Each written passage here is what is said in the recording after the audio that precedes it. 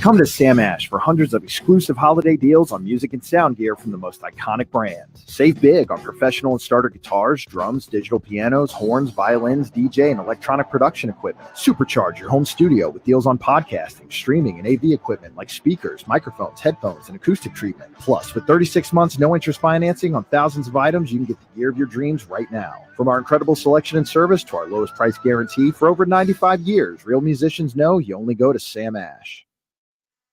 At Life's a Beach Realty, we're all about life on the beach. Stunning Panama City Beach and one of the most beautiful properties on the Gulf Coast, Shores of Panama. Radiant, elegant, and spectacular. Steps away from white sugar sand, every room overlooks the turquoise of the Gulf of Mexico. Come in for your tour today. Life's a Beach Realty is your gateway to Shores of Panama, the shores, and a whole lot more.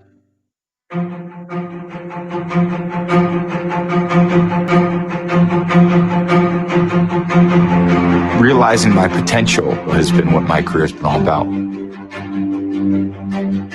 Things that I've dreamed about have actually come true. And the Patriots have won Super Bowl 36. Unbelievable.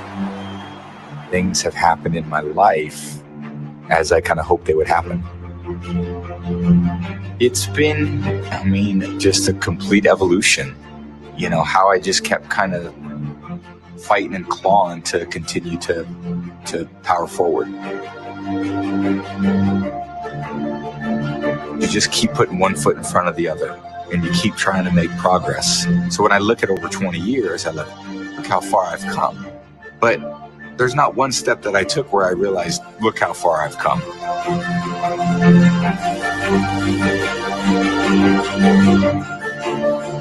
But those series of steps that I put together, I go, wow, that's quite a journey.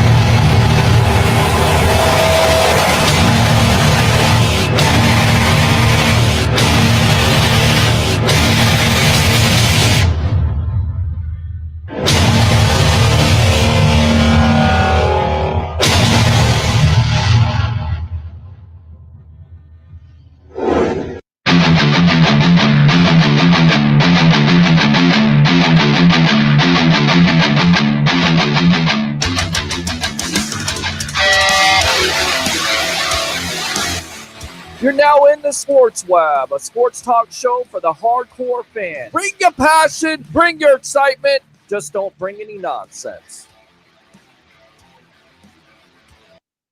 Hey guys, what's going on? Welcome back to another edition of the evolution of Sports Talk Television, live here nightly on Bucs Report. It's the Sports Web. I'm your host, Peter Blake, giving you something to think about. And as we always start off this show, bring your passion, bring your excitement, just don't bring any nonsense. On tonight's show, we'll have Real Bucs Talk. Mr. Michael Pless in the building. He'll be breaking down some things. We'll be talking about the current state of the Tampa Bay Buccaneer roster. Also at 9:30, we'll have Evan Winter of Bucs Nation get into his latest article. We'll have Joshua Cole Allen, one of our newest writers here on Bucs Report, talking about the Chris Godwin comments today. Andrew Fulbear from Canada, the big board himself, at 10 o'clock. And then, of course, Alex Fleming of Fantasy and Flavors. And then, of course, your phone calls, 727-266-5851. It's 727-266-5851. Join the 65,000 following we have here on Facebook. Of course, being live on Facebook, YouTube, and Twitter. Go like, follow, and stalk. Do whatever they do on Twitter. I don't know. But definitely like us and follow us and subscribe. So without further ado, let's get him on. Mr. Michael Pless of Real Bucs Talk. Welcome to the evolution of Sports Talk Television, my friend. How you doing? I'm doing well, Peter. Thanks for having me on. Absolutely. And some great tape breakdowns. I'm a big fan. I know we have your podcast here on Bucs Report But in case people don't know about Real Bucs Talk, go ahead and tell them about it a little bit, please. Yeah, I mean, we just made the transition over to YouTube, and yeah, it's been going really well. So we're really excited about it. We've been around for probably about 4 years now. We did a website originally, and then we've done the podcast over the last couple of years now. But this is like what we wanted to get into as far as breaking down film and just showing what we see instead of telling people about it. We're trying to provide a little education and see see different opinions from everyone else and see what they see, and then we can talk about it. So it's really cool.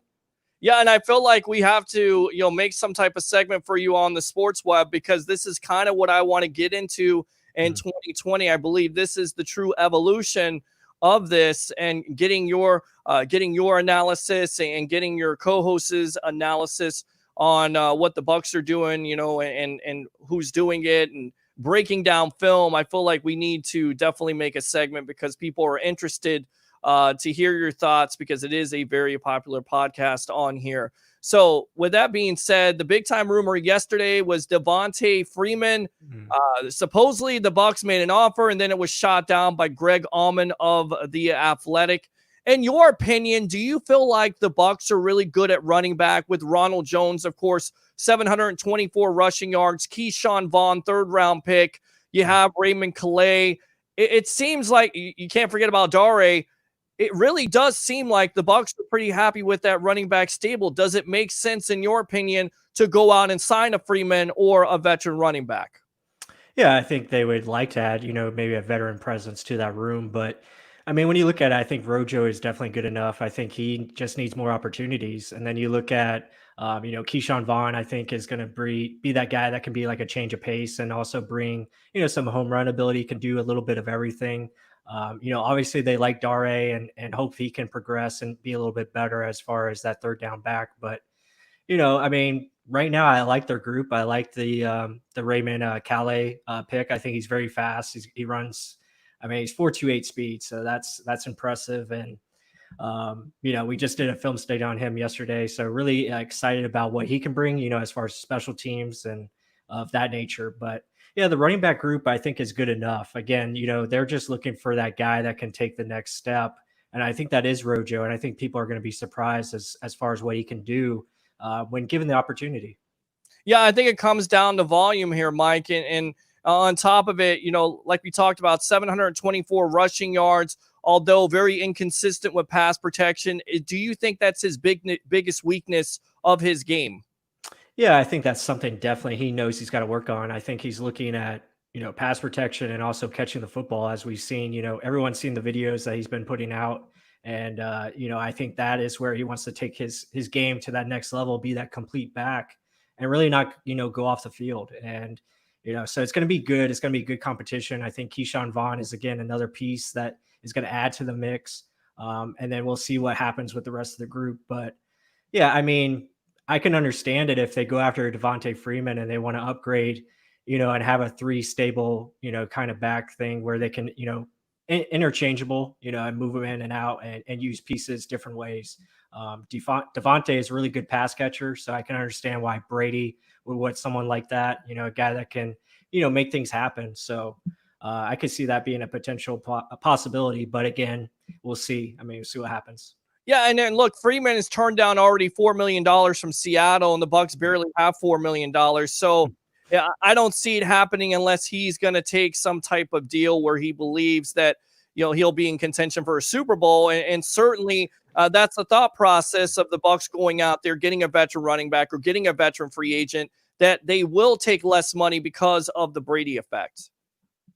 Yeah, I agree with that. I think, he's going to have to take some less as far as capital goes. But yeah, I mean, the opportunity is there to come here. And obviously we're a team that's wanting to win now. And, there's a lot of good things happening on, as far as this franchise goes. So, I can understand if he does take less, but I mean, we'll see. Again, I think the Eagles are interested as well. So, he might go there and maybe have a bigger opportunity. Who knows, as far as playing time. And we got Michael Pless on a Real Bucs Talk, a great podcast. If you haven't checked it out, go ahead and put it out there, man. I want you to definitely promote this podcast, this show that's on YouTube. Yeah, I mean, it's you can find us anywhere. Just search Real Bucks Talk, and you can find us on social media. We're on, iTunes, Podbean, all that stuff you can find. And then obviously our big channel right now is YouTube, and be sure to subscribe. I mean, we love breaking down film and talking football. So we do a lot of different kind of things.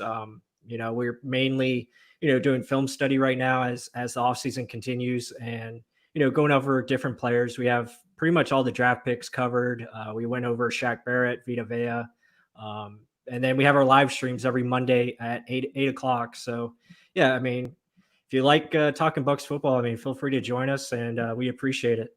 I'll tell you what, I'm going to put you in the lobby really quick because we got Raymond Calais, who you broke down a little bit. We got about a 1 or 2 minute segment. We really want to give Bucks fans a taste of what you guys do. So let me put you in the lobby really quick, all right?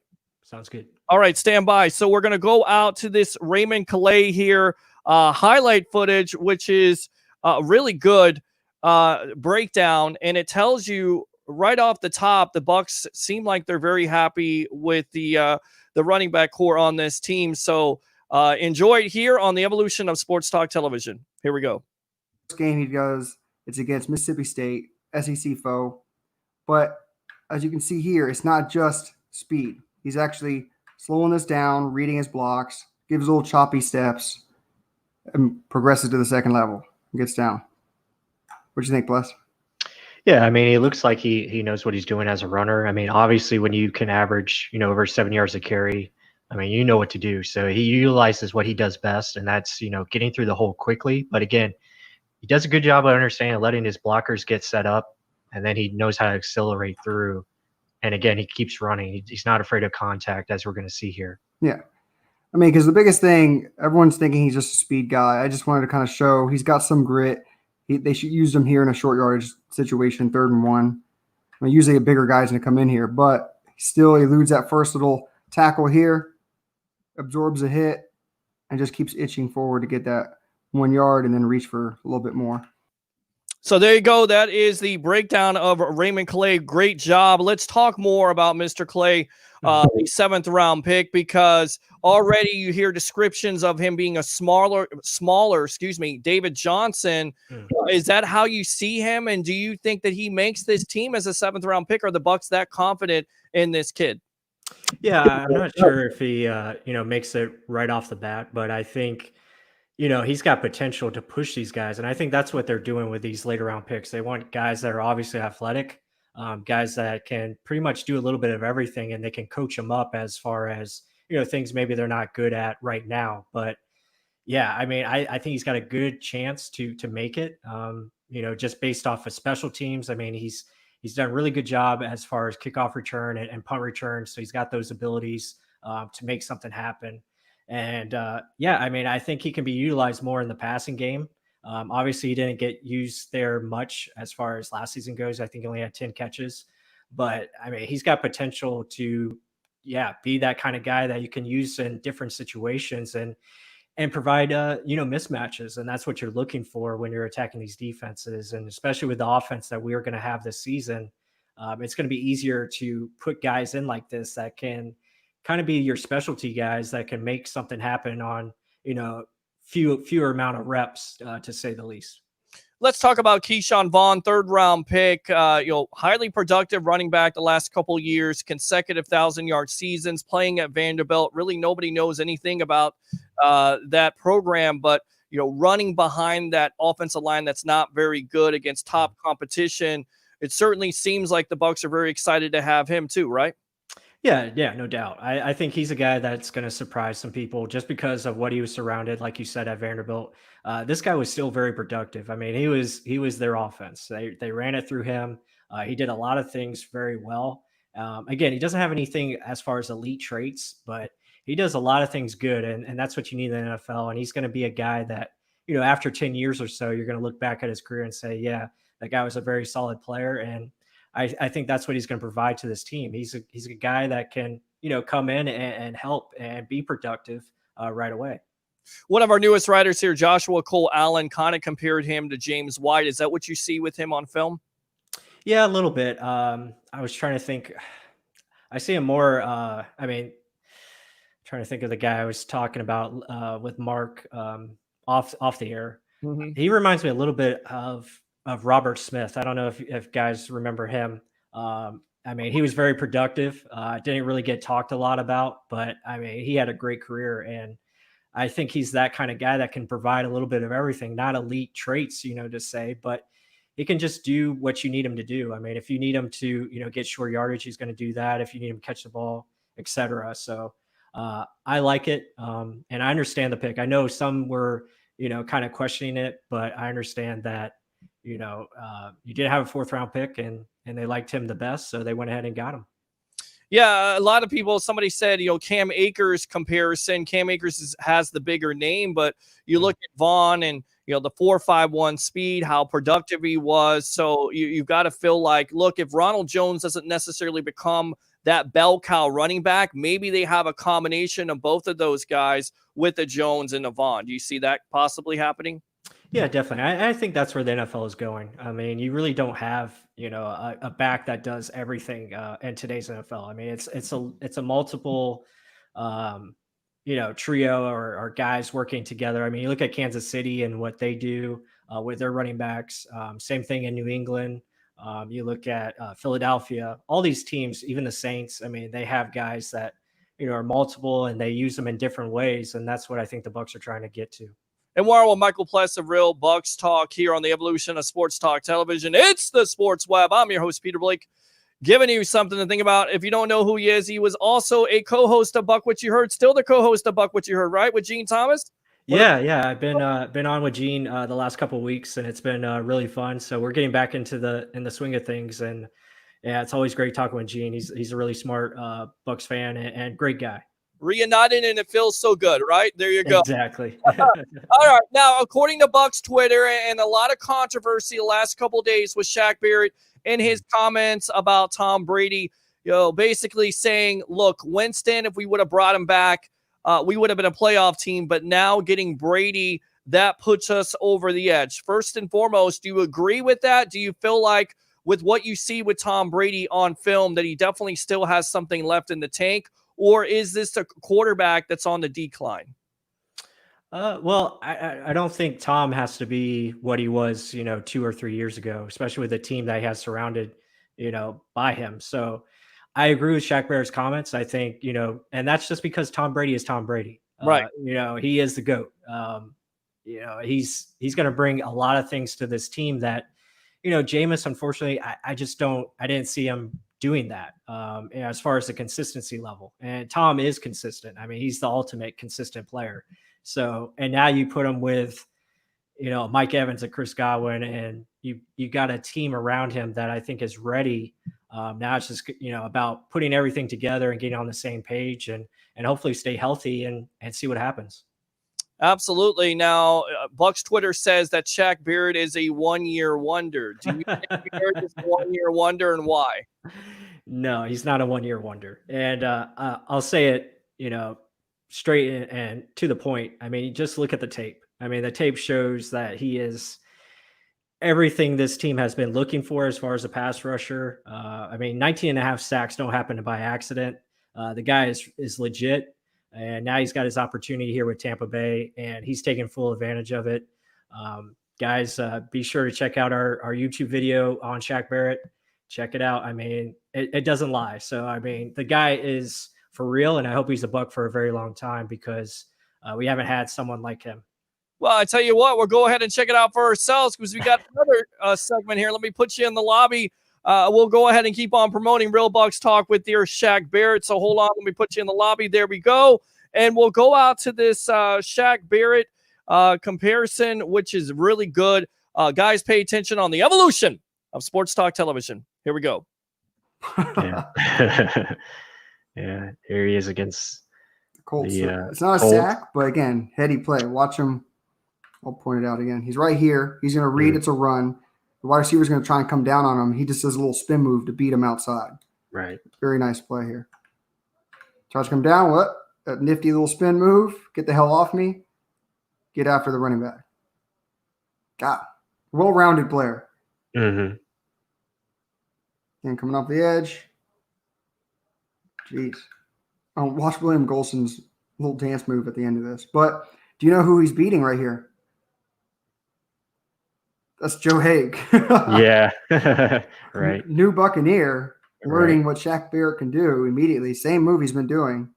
Right. And he was an extra blocker, I He believe. did his best. I mean, So again, this is very tough. 1, 2, 3 guys here to help block. And this is the respect he got later in the season. Tight end, okay, make him line up that far out. Joe Haig's out there to help out. Extra offensive lineman, it still didn't matter. And then let's check this little dance move. There you go. Welcome back to the evolution of Sports Talk Television. I told you we had highlights tonight here on the Sports Web. I'm your host, Peter Blake, giving you something to think about. What do you see with his game and with people saying, look, there's going to be offensive coordinators that have film on him and they're going to be able to game plan. What do you say to those people? And how big is it for JPP to have him a full year for this defense? I think it's terrific. It's very important because when JPP came back, I mean, you could see the resurgence in Shaq Barrett, and he kind of came to life as JPP did too. So, I mean, JPP had 8.5 sacks, and that was like in just half a year. So, very impressive. And I think Shaq is going to learn from what he did wrong and what he did right because the guy's a very smart player, and that's what puts him above a lot of players because of his awareness, his intelligence. That's what makes him so great. It's not anything as far as gifts. I mean, yeah, he's fast, but again, he doesn't have elite traits. He's kind of smaller in size, but he knows how to win with his smarts, and he knows how to set things up as far as pass rush arsenal. That's what makes him dangerous. So, yeah, I have no doubt that he's going to continue to do well. Again, you like to see him do better against the Saints. That's kind of where he kind of struggled. The Saints kind of figured a way to neutralize him with, a lot of double teams and even triple teams at times and took him away out of the game plan. And plus, it's hard to sack Drew Brees. But, yeah, I have no doubt that he's going to be the player that he was. Probably not 19.5 sacks, but he'll get definitely 10 plus. Yeah, you would definitely expect that because you feel like this defense is going to be more comfortable in a second year in Todd Bowles' system. What are you more excited about, Michael? The linebacking core with the Devin White, who's going to have a full year and be healthy, knock on wood, along with the Devontae David, or that secondary, which really came on last year with the Jamel Dean, a Carlton Davis, and a Sean Murphy Bunting, and then also adding those young pieces and Antoine Winfield, Mike Edwards, who played somewhat last year, and of course, a Jordan Whitehead. Yeah, I wish I could talk. I could talk about this defense all day because I'm really excited about them. This is probably the most excited I've been about the defense in a while, more so than the offense. I know everyone's talking the offense because of Tom Brady, Gronkowski, etc. But this defense, I'm really happy to see what they can do this season, especially if healthy from the get-go. They have a really good defensive coordinator in Todd Bowles. I mean, he makes it so much better for them. They're allowed to play free and they're allowed to play fast, and that's what makes them really fun to watch. But yeah, I'm excited about the secondary. With Carlton Davis, I think he's a lockdown corner. I think he's going to become one. And then you look at Jamel Dean, who might be the best corner on the team. When you look at it, I mean, he's just he's like a Madden create player. You don't make guys like that. I mean, he's like over 6 foot, 200 pounds. Looks like a linebacker out there, but he can run a 4.3. It's very dangerous to put together. And, Sean Murphy Bunting, I think he reminds me a little bit of, I'm trying to think of the name, Donnie Abraham a little bit. I know it's high praise, but yeah, he's very smart, and he has that awareness. I see that in him. And I think he can be a really good player inside or outside. I think he's going to fit, more so inside. And then you look at the safety group, very versatile. I talk always high on Jordan Whitehead. I just like him a lot. I mean, he's just plays balls to the wall all the time, and I love it. Always aggressive. And then the Antoine Winfield pick, I think, was the home run pick of the draft. I mean, I think that was our best pick overall. I love it. I think he's going to bring so much to this team because he's, again, a guy that uses his brain more so than his athletics. And I think that's something that the secondary needed. They needed a guy that can be that field general and really provide, something back there that can get guys in the right spot, and then they can go make plays more effectively. And Murphy Bunting has kind of talked about this last week where he feels like if they cause more turnovers, that's when the defense will take that next step. Is that how you feel? Yeah, definitely. And I think they're going to do that because of what their front seven can do if healthy. I think Vita Vea is going to take another step. And then you add in Ndamukong back and you got your pass rushers on the outside. Yeah, I think the secondary will definitely be ready to be more aggressive and be in position to get, more footballs in their hands. And I think that's always a good sign. I'll tell you what, let's go out to the web heads here because it's very interactive. Is it a TV show? Is it a radio show, Michael? It's the Evolution. It's both. We take phone calls. We're going to leave the phone line off for right now, but let's go out to our web heads here. Let's talk to these guys. If you guys have any questions for Mr. Michael Pless, definitely get those questions in. Let's go, Bucs family. Bring your passion. Absolutely. What's going on, George? How you doing? Getting ready to draft my ESPN fantasy team in 1 hour. Mike and Michael. Michael, is it too soon to draft a fantasy team? Oh man, I guess get them in early. Wow. Take advantage of it. I guess you could probably get a lot of good players late. I guess I kind of want to wait for preseason. See, we actually have a season on time. Right. Thank goodness we got this show. We need the distraction right now. Absolutely. Amen. What's going on, Susie? How you doing? Welcome to the Evolution. Christopher, go Bucs. Susie says, go Bucs. Let's get this football going. Absolutely, yes. We are set at running back. Best virtual edits video. Everyone's life matter. Go Bucs. Go LeBron James. And go Michael Jordan. There you go. Best virtual edits video because I knew you were going to troll me on that. Johnny Bean says, boom. Love Rojo, but he better get better at blocking. I think that's where they're going. Nick Citro, our analyst here for Bucs Report, said that when he watched him on film last year, he felt like Jones got better. Is that what you saw later on in the year? Yeah, definitely. I think he got definitely more comfortable as the year went on. It looked like he was in better position. Again, there's little things that he needs to pick up as far as technique, whether it's with his hands or just, being in proper position as far as, you got to understand where these blitzes are coming from and making sure you're at the right spot. But I like his engagement, and I think it was getting better as far as the season went on. And I think he's going to take that next step. Again, this guy's very young still, 22 years old, and has a lot of good things going for him right now. All right, good stuff. MP is the man. There you go. Thank you, Blake. Absolutely. We need the $4 million to keep our nucleus because you got to sign your draft picks. That's what it comes down to. Yeah. Signing your draft picks, and then after that, you may have $1 million left.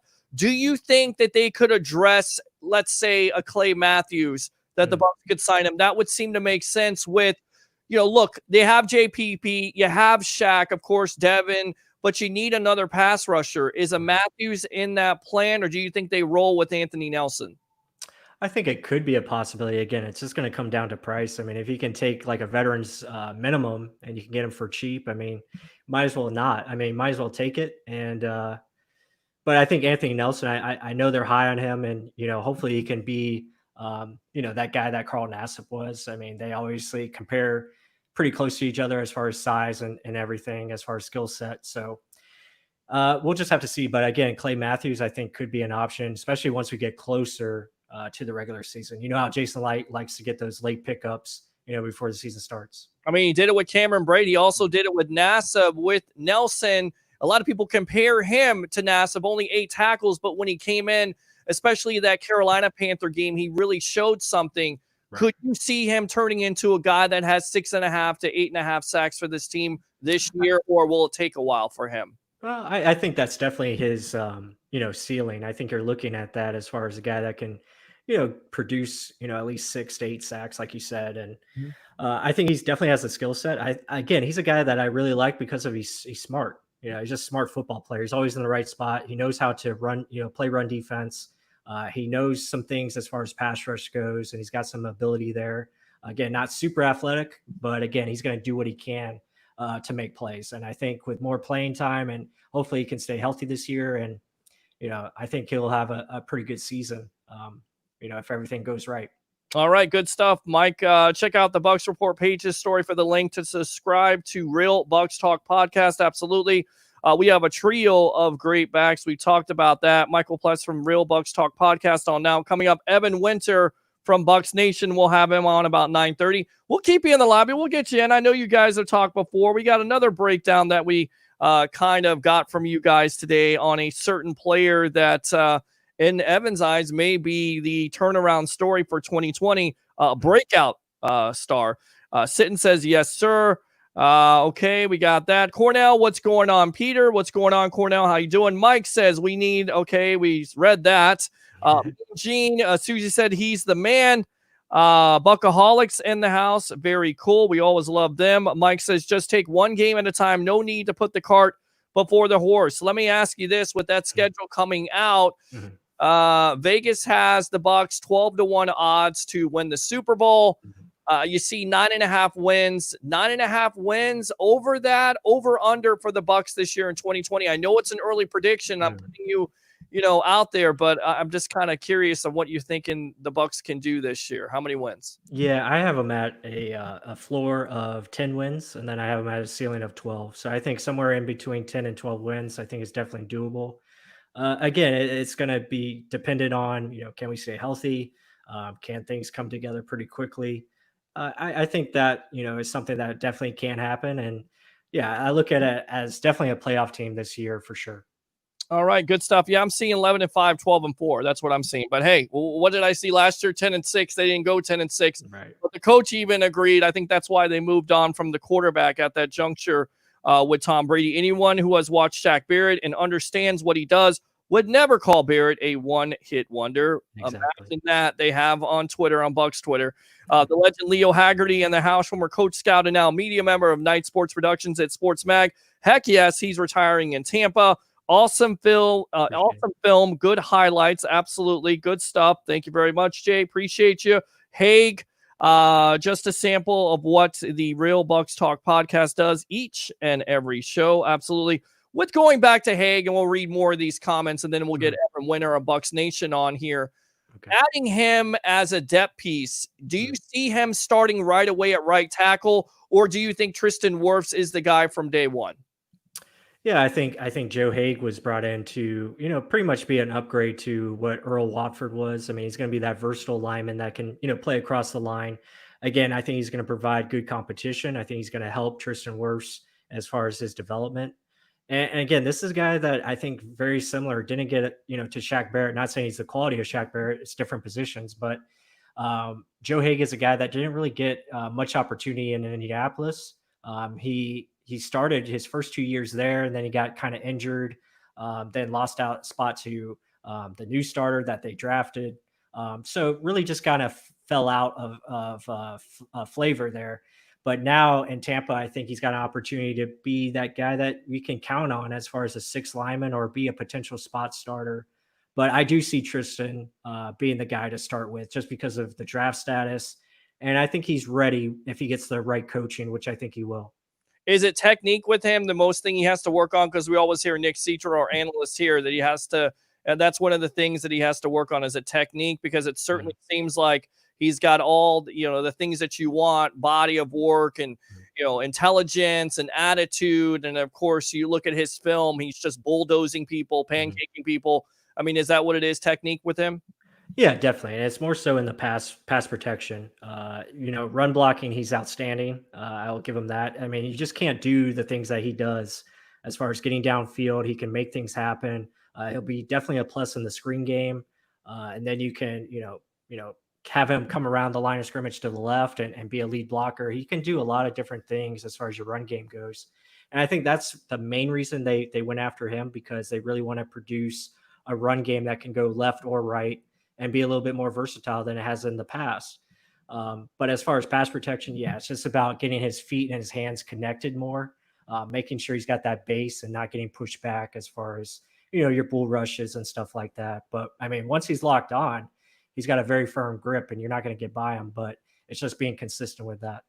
All right, Michael, go ahead. We're going to put you in the lobby here. We'll get Evan Winter of Bucs Nation on here, but stick around because I want you guys to interact. We can get you both on at the same time, but stand by. We'll put you back in the lobby. All right. All right. Sounds good. All right. There we go. There, Michael Pless from Real Bucs Talk. We'll read the rest of these comments, and then I will get on with. In fact, you know what? We'll hold off on these comments. Let's get Mr. Evan Winter on here. Welcome to the evolution of Sports Talk Television of Bucs Nation, and it's so glad to talk to you. I read your work, and as I always ask every guest here that comes on the Sports Web, Did you ever think in a million years that Tom Brady was going to be the starting quarterback of the Tampa Bay Buccaneers? Welcome.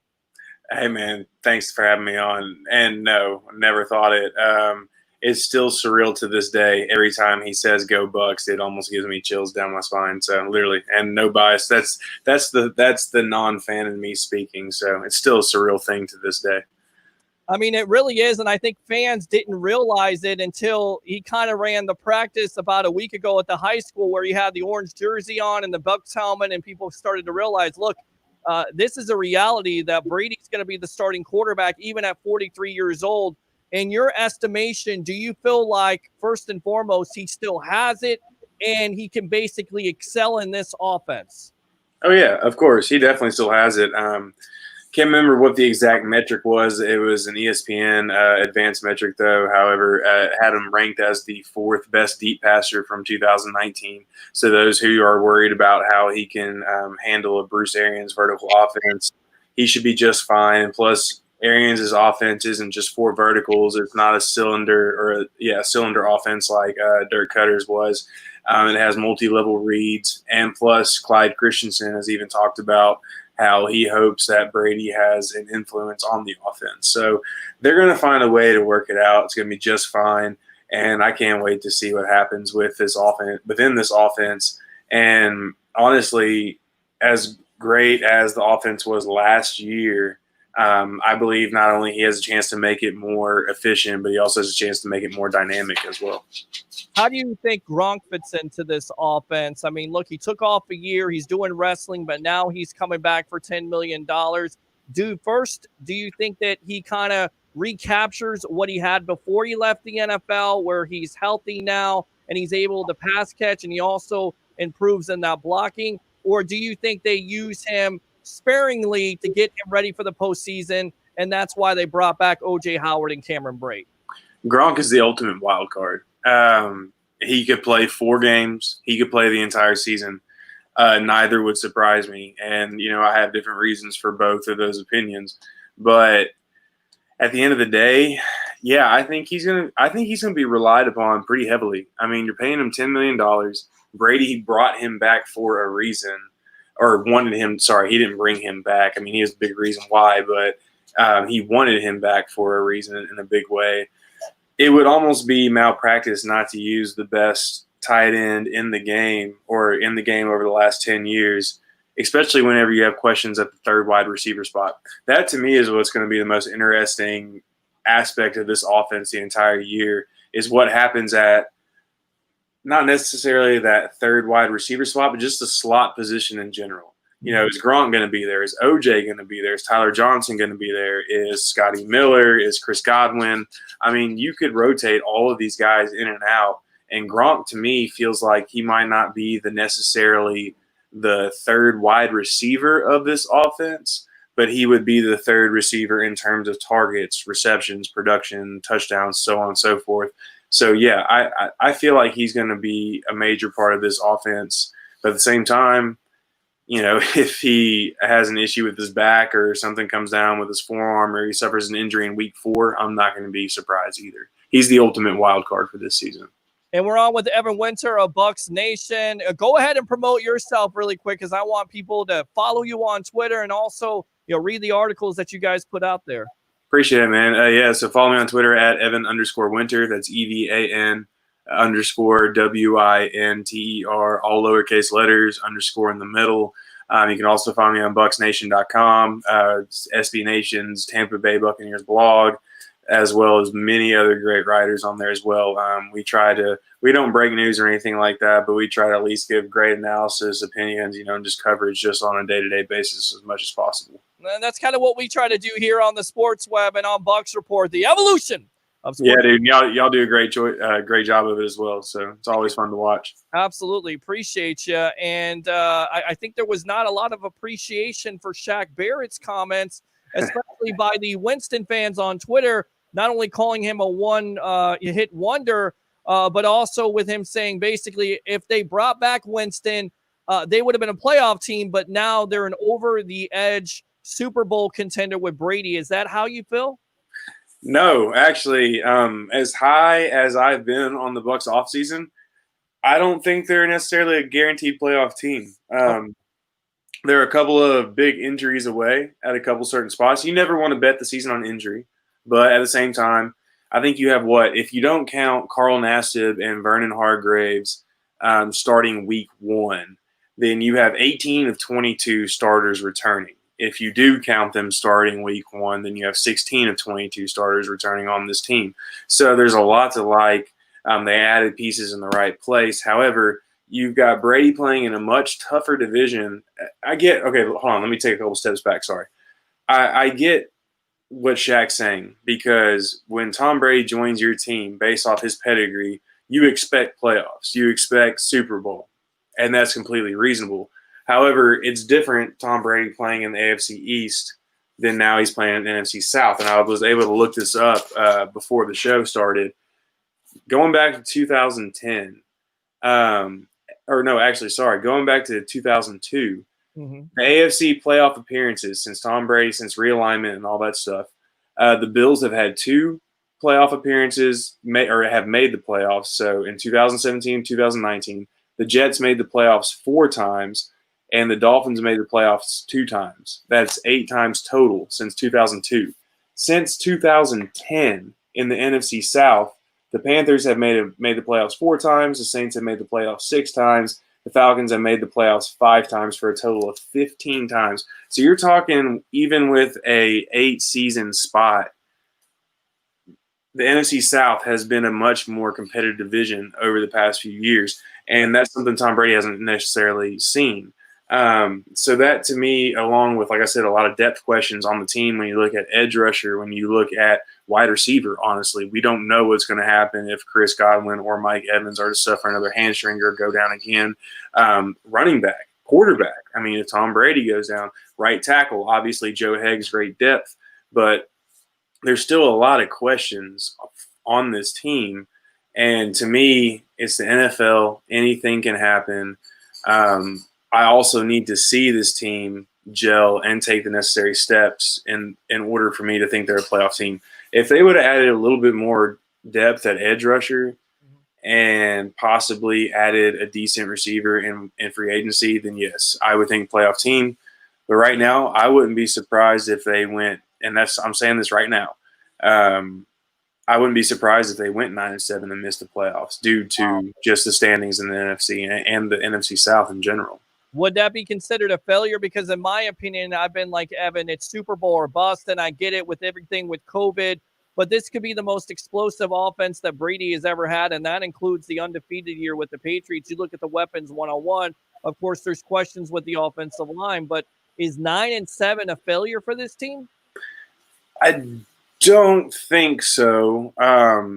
When you look at, right off the top of my head, and I hate to keep going back to 2010, but I think only 2 teams with a losing record have ever made it to the Super Bowl the next year, and that was the Eagles the year they beat the Patriots, and then the San Francisco 49ers last year.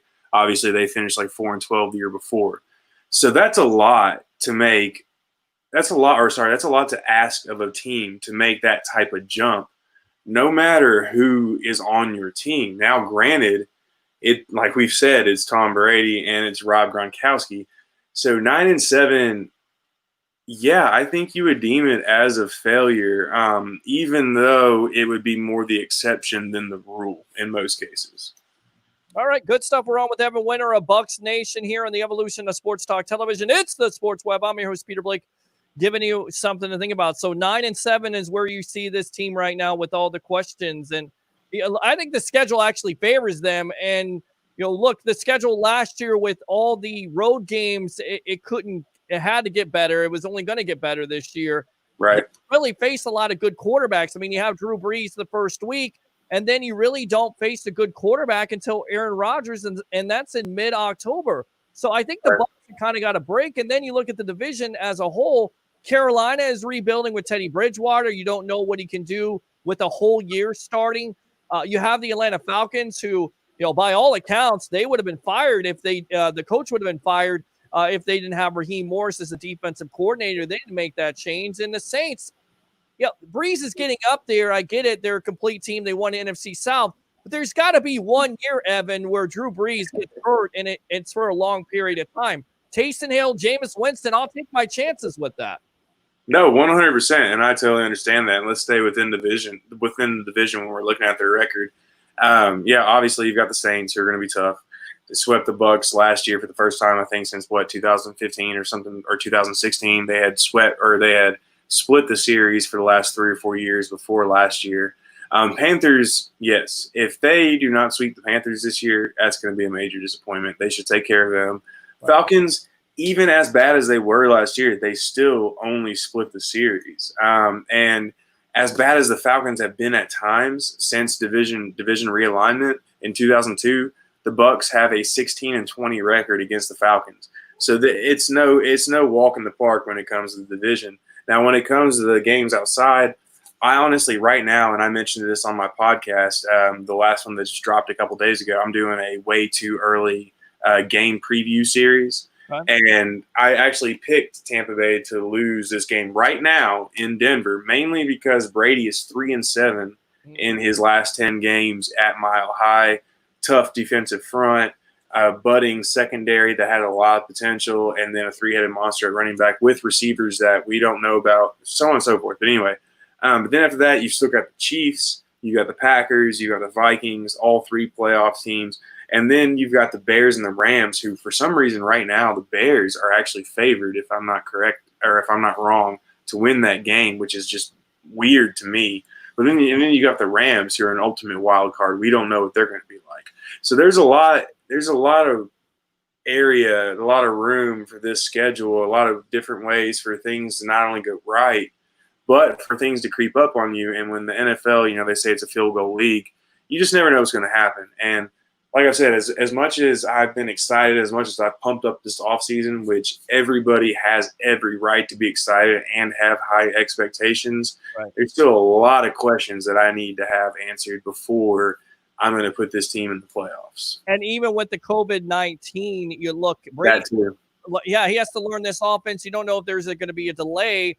But I think the good thing is Godwin and Evans are going to be in the second year in this system. And then, of course, the defense, which I think – do you think there's a possibility that, this offense doesn't necessarily gel at first and this defense would have to carry this team? And could the defense do that? Definitely. And, yeah, definitely on both ends. The only people you're looking at not returning from last year's team, like I mentioned earlier, are Vernon Hargreaves and Carl Nassib, obviously Bo Allen. But he was more of a rotational guy as opposed to what the other 2 guys were starters when they needed to be starters and also high rotational guys. But, yeah, I really think they could. And that's one thing I'm excited about is this front 7. I'm excited about the secondary, especially since they drafted Antoine Winfield. That, to me, was the best pick of the draft. That to me said that they were willing, as much as they wanted to help Tom Brady. Mm-hmm. That said to me that they wanted to give Todd Bowles as many pieces as possible to make this defense as good as possible. And it also just showed to me how much they want the defense to carry this team. I mean, Bruce Arians, the quote he had at the end of the year was, and I know it got misconstrued, that's a whole nother topic for a whole nother day, but he said we could win with any quarterback when we have this defense. That it was all about the defense. It wasn't about the quarterback in that quote. It was about the defense. And that to me reimburses the fact that they have the utmost faith in this team, or on this defense rather. And I'm excited to see what they do this year in 2020. Now, Evan, you had a recent article for Bucs Nation, and all your writers came together and they basically put out a synopsis, if you will, of who they believe could be the breakout star of the year. Do you care to share who your pick was? Vita Vea, man. Okay. Yes, sir. Yeah, I love it. Just watching him on tape, the things he can do. Generally, he's not going to get to the quarterback. He's not going to take him down. But just the sheer force and the power. And if he can get his balance down, his footwork down a little bit more, get his leverage, he tends to be too strong and tends to kind of, fall out of the play or something like that. But he showed major strides in developing that from year 1 to year 2. So there's no reason to think that he can't do that year 2, year 3. And if he can put all that together, he is going to be an absolute game wrecker. According to Pro Football Focus, he had 56 total pressures on 505 pass rush snaps. That's really hard to say for some reason. It is. And that was that came out to be a higher pressure rate than Grady Jarrett, Gerald McCoy, DeForest Buckner, and Fletcher Cox in 2019. So he's not just a run stuffer, and that was also the 5th most pressures in the NFL, according to Pro Football Focus. So if he can continue to develop like this, I'll admit I questioned the pick when he was first taken. I thought the team for sure was going to take Derwin James. I'm not a Florida State fan. If y'all follow me, you know I'm a Vols fan. So it had nothing to do with that. But I thought they were going to take Derwin James. Surprised me when they took Vea. But if he does what he did this year, next year in terms of development, man, this defense is going to be so much fun to watch. It's going to be awesome. I'll tell you what. And I feel like it's going to take them to the next level as well. Yeah, no, I agree with you on that. I'll tell you what, let's get Michael Pless here of Real Bucs Talk. You guys have talked before. Wanted to bring you guys together. Welcome back to the Evolution. Is that what you see with Avea, that he could be a rising superstar in 2020? Yeah, I mean, Evan nailed it on the head. Yeah, I mean, this guy, to me, I think is the catalyst for the defense. He's the MVP. He's the guy that the defense runs through Vita Vea, and he starts it. So that's why they picked Devin White. You know, you have Levante David and Devin White in your middle. I mean, he makes everything easier for them. He's just a force of nature as far as, you know, he can run sideline to sideline. He can chase guys down. He can make things happen in the backfield. And Evan's right. He is more than just a run stopper. This guy has pass rush ability. He's got moves that he can just make things happen. And again, it's just about developing that consistency where he can, you know, find his balance, find his footwork, and make sure he's not overrunning plays, because he tends to, when he gets going, I mean, it's just hard to stop. I mean, he's so big, it's fun to watch. And I'm really excited to see where he takes his game this season. Like Evan said, I think the development is on course to be an all-pro and even a Pro Bowl player coming up for the next several years. If he can put everything together, and I think he will. I'll tell you what, let's go ahead. I'm going to put the highlight back on because I told you I was going to promote you tonight. I've been doing my research on you guys. A Vita Vea breakdown. So let me put you two gentlemen back in the lobby again. We'll play that breakdown and we'll come back and talk about it here on the Evolution. All right? Sounds good. All right, stand by. Here we go. All right, so we will go out to the Real Bucs Talk breakdown of Mr. Vita Vea here on the Evolution of Sports Talk Television. Enjoy. And then Ndamukong Suh finishes. And this stuff is, again, if he's not getting into the quarterback, he can still at least get his hands up and tip the ball. Yeah. Again, 2 guys on him. Yeah. You know, at all times, pretty much. I mean, here he gets a one-on-one. But again, he's very close. He knows Matt Ryan's going to have to get rid of the ball, and then it's the pressure where he's not going to be able to step up anymore. Right. So if he's that close, put your hand up, knock that ball down. Yeah, almost an interception here by Suh. Here we go against the Falcons at home. I mean, that's just domination as he gets the sack here. Again, just driving his guy back. Against a double. Yep. So he's sandwiched between 2 guys. It doesn't matter. Look how much stronger he's pushing Alex Mack, like you said. He's not a scrub. Yeah, watch that left arm there. Look how he gets underneath Alex Mack's arm and then pushes him aside and then continues to fight through. It makes a sack while doubled. All right, welcome back to the Evolution of Sports Talk Television. Let's get him back on here. Evan Winter of Bucs Nation, and of course, Mr. Michael Pless here of Real Bucs Talk. Great breakdown, as always, both of you guys there, Real Bucs Talk. Go and check it out on YouTube. And that's what I kind of see. And I kind of go back to this, guys. The reason why the Bucs signed Ndamukong Suh in the first place is because he's a better fit, and he's going to be able to teach Vea something, that aggressiveness. They're better fits. I don't feel like this defense would be that good against the run with Gerald McCoy. It's been shown. So bringing in Suh with that veteran presence, I really think had an effect on Vea. And then on top of it, Evan, you even had your doubts the first year, as a lot of Buccaneer fans had their doubts. He was finally able to stay healthy, and it certainly seemed like he was comfortable in this defense. Most definitely, and those examples are perfect. And another, or that was shown on the Real Bucs Talk breakdown, which is always fun to watch. And another player that he had a lot of success against last year was Matt Paradis of the Carolina Panthers. Just absolutely wrecked him in both games. That hump move, how he's able just to drive opponents back into the pocket and push the pocket up the middle, especially. And I love how y'all nailed how Matt Ryan wasn't able to step up in the pocket due to him, which allowed Shaq Barrett to come in behind. I mean, it's beautiful chemistry. It's a domino effect, and it all starts up front with him. God, I hope he stays healthy and he makes the next step, because it'll be so much fun to watch. Honestly, just not saying he will be better than Warren Sapp, but he might be just as fun to watch as Warren Sapp, depend in a whole different kind of context. But he's going to be probably the most exciting player on the defensive line since Warren Sapp and Simeon Rice were around. I think it's a great point. Now, Michael, I know you got to get out of here, so go ahead once again, promote that podcast and that show, and of course you can hear it here on Bucs Report. But go for it, my friend. Yeah, you can catch us at YouTube. It's real simple. You just go in that search bar, type in Real Bucs Talk, and you can find us. We appreciate the subscribes and likes. So, guys, thank you so much for having me on. Evan, it's always a pleasure talking with you, and Peter, appreciate it. So, as always, go Bucs and have a good night.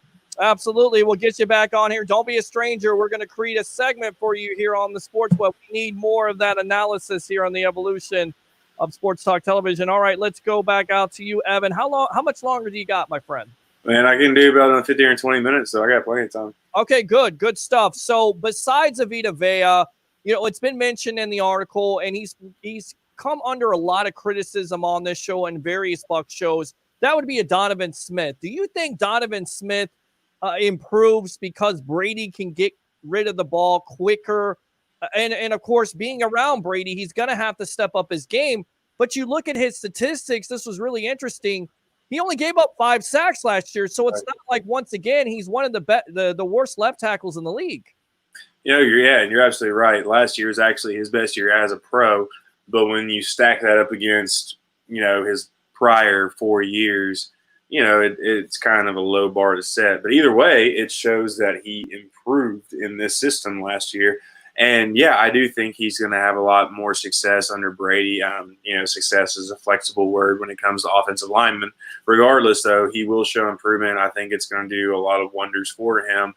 And honestly, on offense, I think I'm rooting for him more than anybody else, because not only would his development and him taking the next step, Ben Hall, our intern on Bucs Nation, picked him in that piece. And I was this close to picking him myself, just because it's weird saying this about a 6-year player, but if he can take that next step, it will do all kinds of wonders for this offense, almost more than Rojo taking the next step would, and so on and so forth.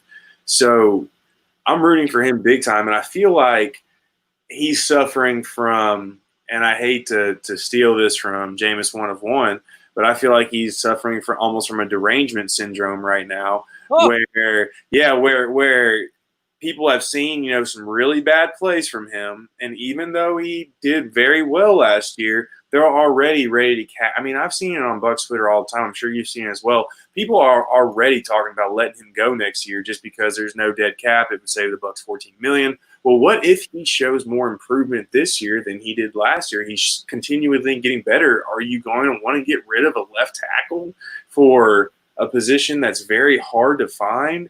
And I feel like a lot of people aren't really giving him the shake that he kind of – I'm not saying he's a good tackle or anything like that. I'm just saying after last year, I feel like a lot of people aren't giving him the shake he deserves. So – I don't know. I'm really rooting for Donovan Smith this year in a big, big way. I think it sometimes comes down to effort, but you're exactly right. You watch some of the highlights. He doesn't necessarily always have the effort, but he's a guy who relatively stays healthy. And fans look at that salary, and, I always go back to this. Who are you going to replace him with? Because like you said, Evan, it's such a tough position unless this organization feels like Donovan Smith drops the ball, which you hope he doesn't because that's Tom Brady's blind side. And they also feel comfortable in switching warps from the right tackle to the left tackle. But you know this all too well. You don't want to do that. You don't want to switch, tackles. It's just like Ali Marpet. He came in the league, played right guard, played center. Now he's at left guard. You don't want to continue to jumble up and shift your offensive line around. You want to have that continuity because it's just as important as chemistry. I mean, it really is chemistry. It's one of the most important chemistry positions on the Bucs. 100%. And look at it from Donovan Smith's standpoint.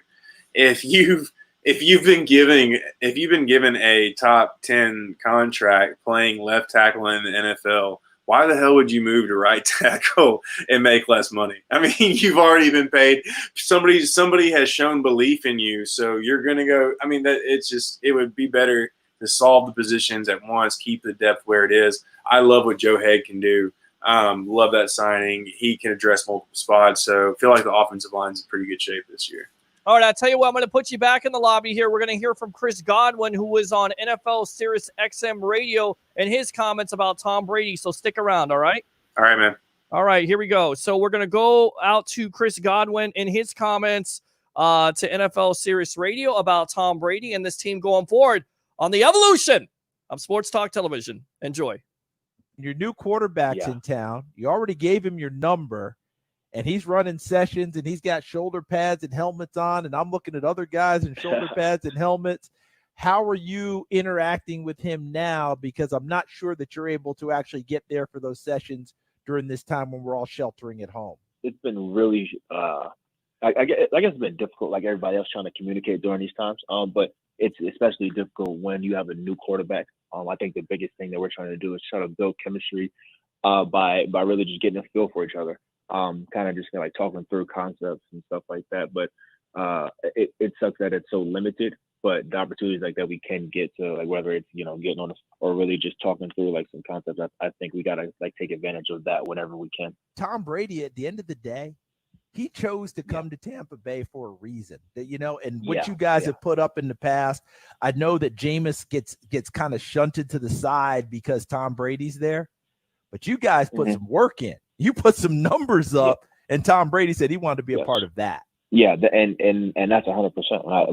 I think we did a lot of really good things last year. I think we have a ton of talented players. I feel like the list is endless in terms of possibilities, but I think it makes you feel really good as a player knowing that someone like Tom, would out of basically the pick of the litter decided that he wants to come down here and that we have the pieces here to like that he's looking for in terms of a new place. He hasn't been anywhere else, and the time that he decides to leave, he's like, I want to go play in Tampa, with Chris, with Mike, with Cam, with OJ, and I think that says a lot about the production that we put on film over the last couple of years and the progression that we're working on, and I think it's going to be set the stage for a really bright future.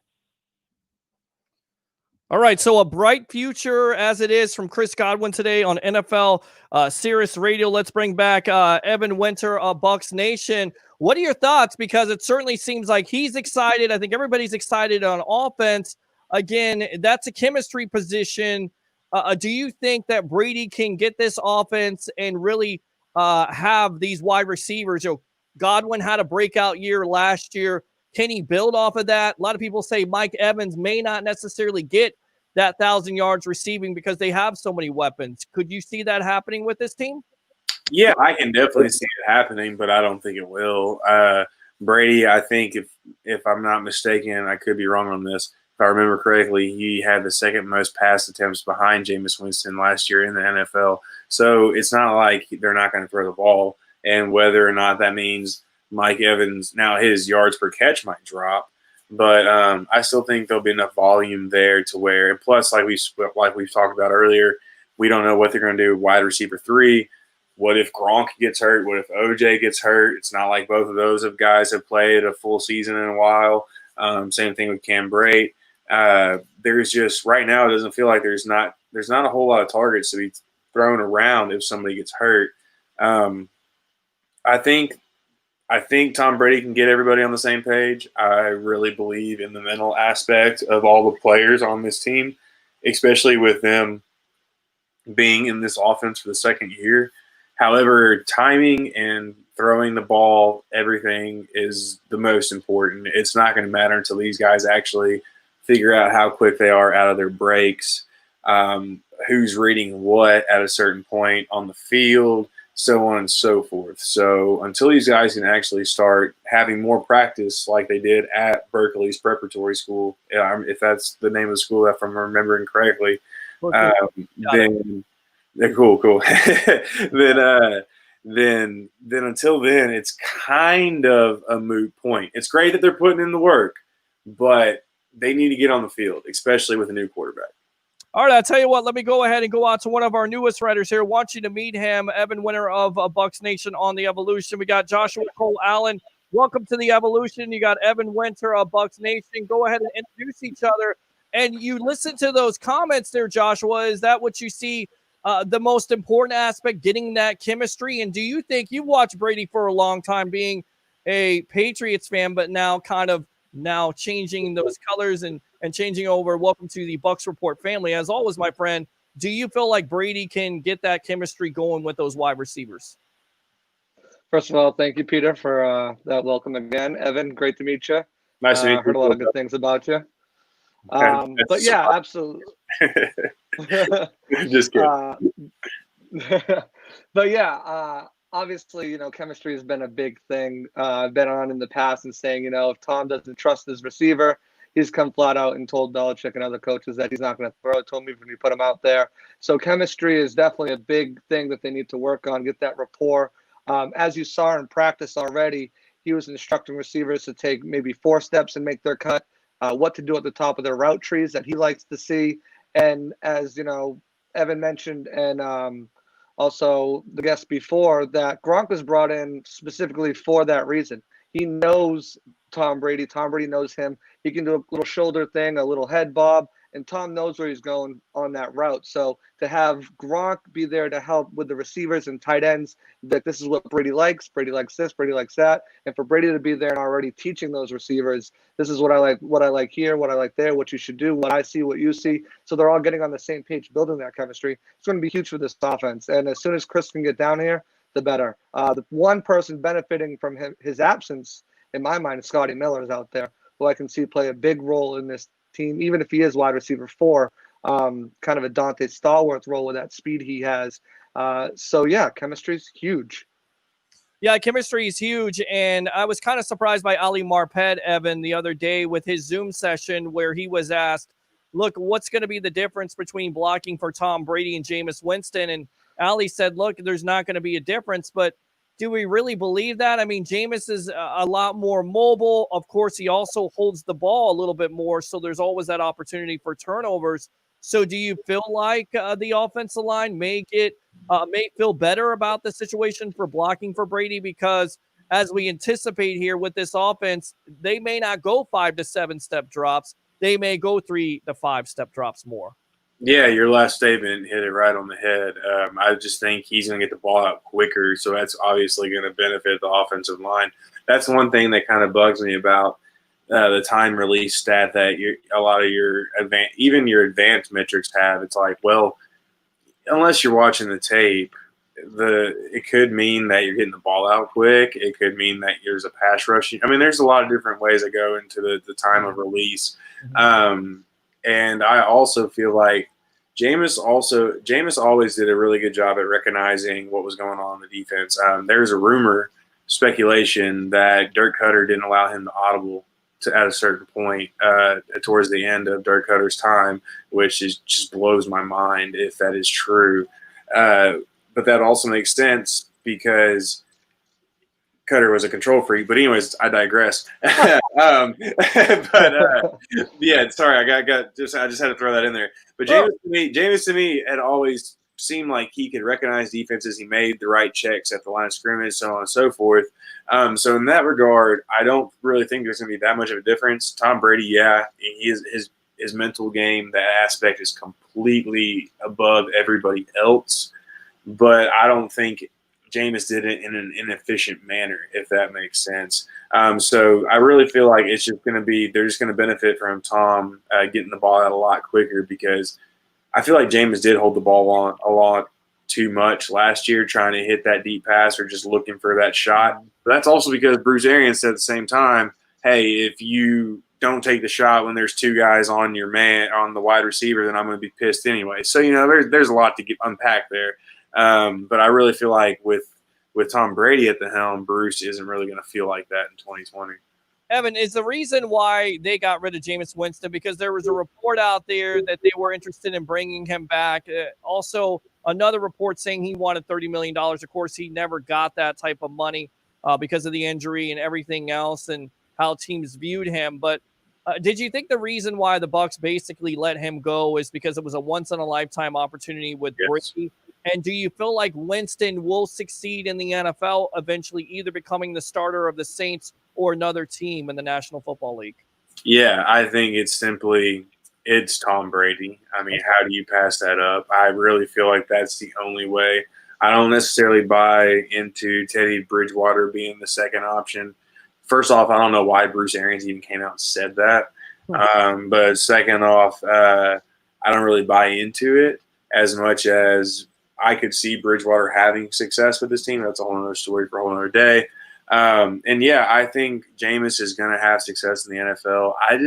I honestly don't know if it's going to be with the Saints though, because every move they've made, whether it's monetarily, whether it's by mouth, whether it's by just the press, whatever, they apparently believe in Taysom Hill. And to me, especially this year, Jameis, if he gets third string reps in camp, after being at Bucs camp for 11 days last year and seeing how little reps Ryan Griffin got, I'm not saying they're not gonna sit Drew Brees. I don't know how the Saints camp runs, but if I'm comparing it to Bucs camp last year and the few reps that Ryan Griffin got, and if you're that invested in Taysom Hill, I just don't know what happens with Winston and Saints. But I do think he's going to have success no matter what in the NFL, somewhere in the NFL. Yeah, I mean, look, he had a lot of turnovers, and you could talk about that situation until you're blue in the face, especially on this show. We talked about it over and over again. But once again, second in touchdowns and throwing the ball, second behind Lamar Jackson, and, of course, over 5,000 yards. You said you were a Vols fan. Our guy right here, Joshua Cole Allen, who's our newest writer, compared Keyshawn Vaughn to James White. Let me ask you this, Evan. Do you feel like Vaughn could be maybe the next coming of Alvin Kamara? Not Alvin Kamara, no. That's because they're two different running backs. They're two different. They're two completely different types of players. But, dude, Vaughn is absolutely electric. I think he's getting undersold a lot in the draft. I don't know why either. If you look at his tape, he has pretty impressive traits on the tape. But the dude's just a playmaker. Every time I watched him in the SEC, if he was healthy and he was ready to go, he made all kinds of plays. He averaged over 7 yards a carry his first year at Vanderbilt. I mean, it's just and it's not like he was a backup. He was he was the starter. He got the bulk of the carries. He absolutely just killed people on offense. And the reason why he took a step back this past year was just because Vanderbilt's offense was absolutely terrible. They lost Pat Shurmur, who was a really good quarterback. Or not Pat Shurmur, Kyle Shurmur. Sorry, it's Pat Shurmur's son. Yeah, I was like, hold on a second. Wait, I just messed that up. But they lost Kyle Shurmur, who was actually a really good quarterback for Vanderbilt. And it was just a culmination of a lot of things. But I'm excited for Keyshawn Vaughn.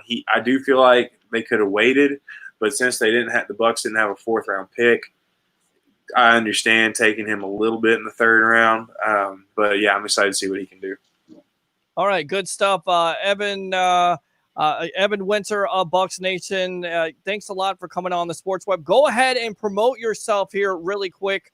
Promote what you're writing and promote what you're working on next, so Bucs Report and all the web heads can check it out. Yeah, man. So, again, find me on Twitter at Evan_Winter, all lowercase letters. It's EVAN_WINTER.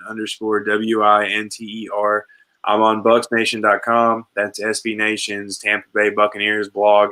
I have a podcast called the North and South Podcast. Right now, I'm doing a way too early game preview series of every game of the Bucs 2020 season.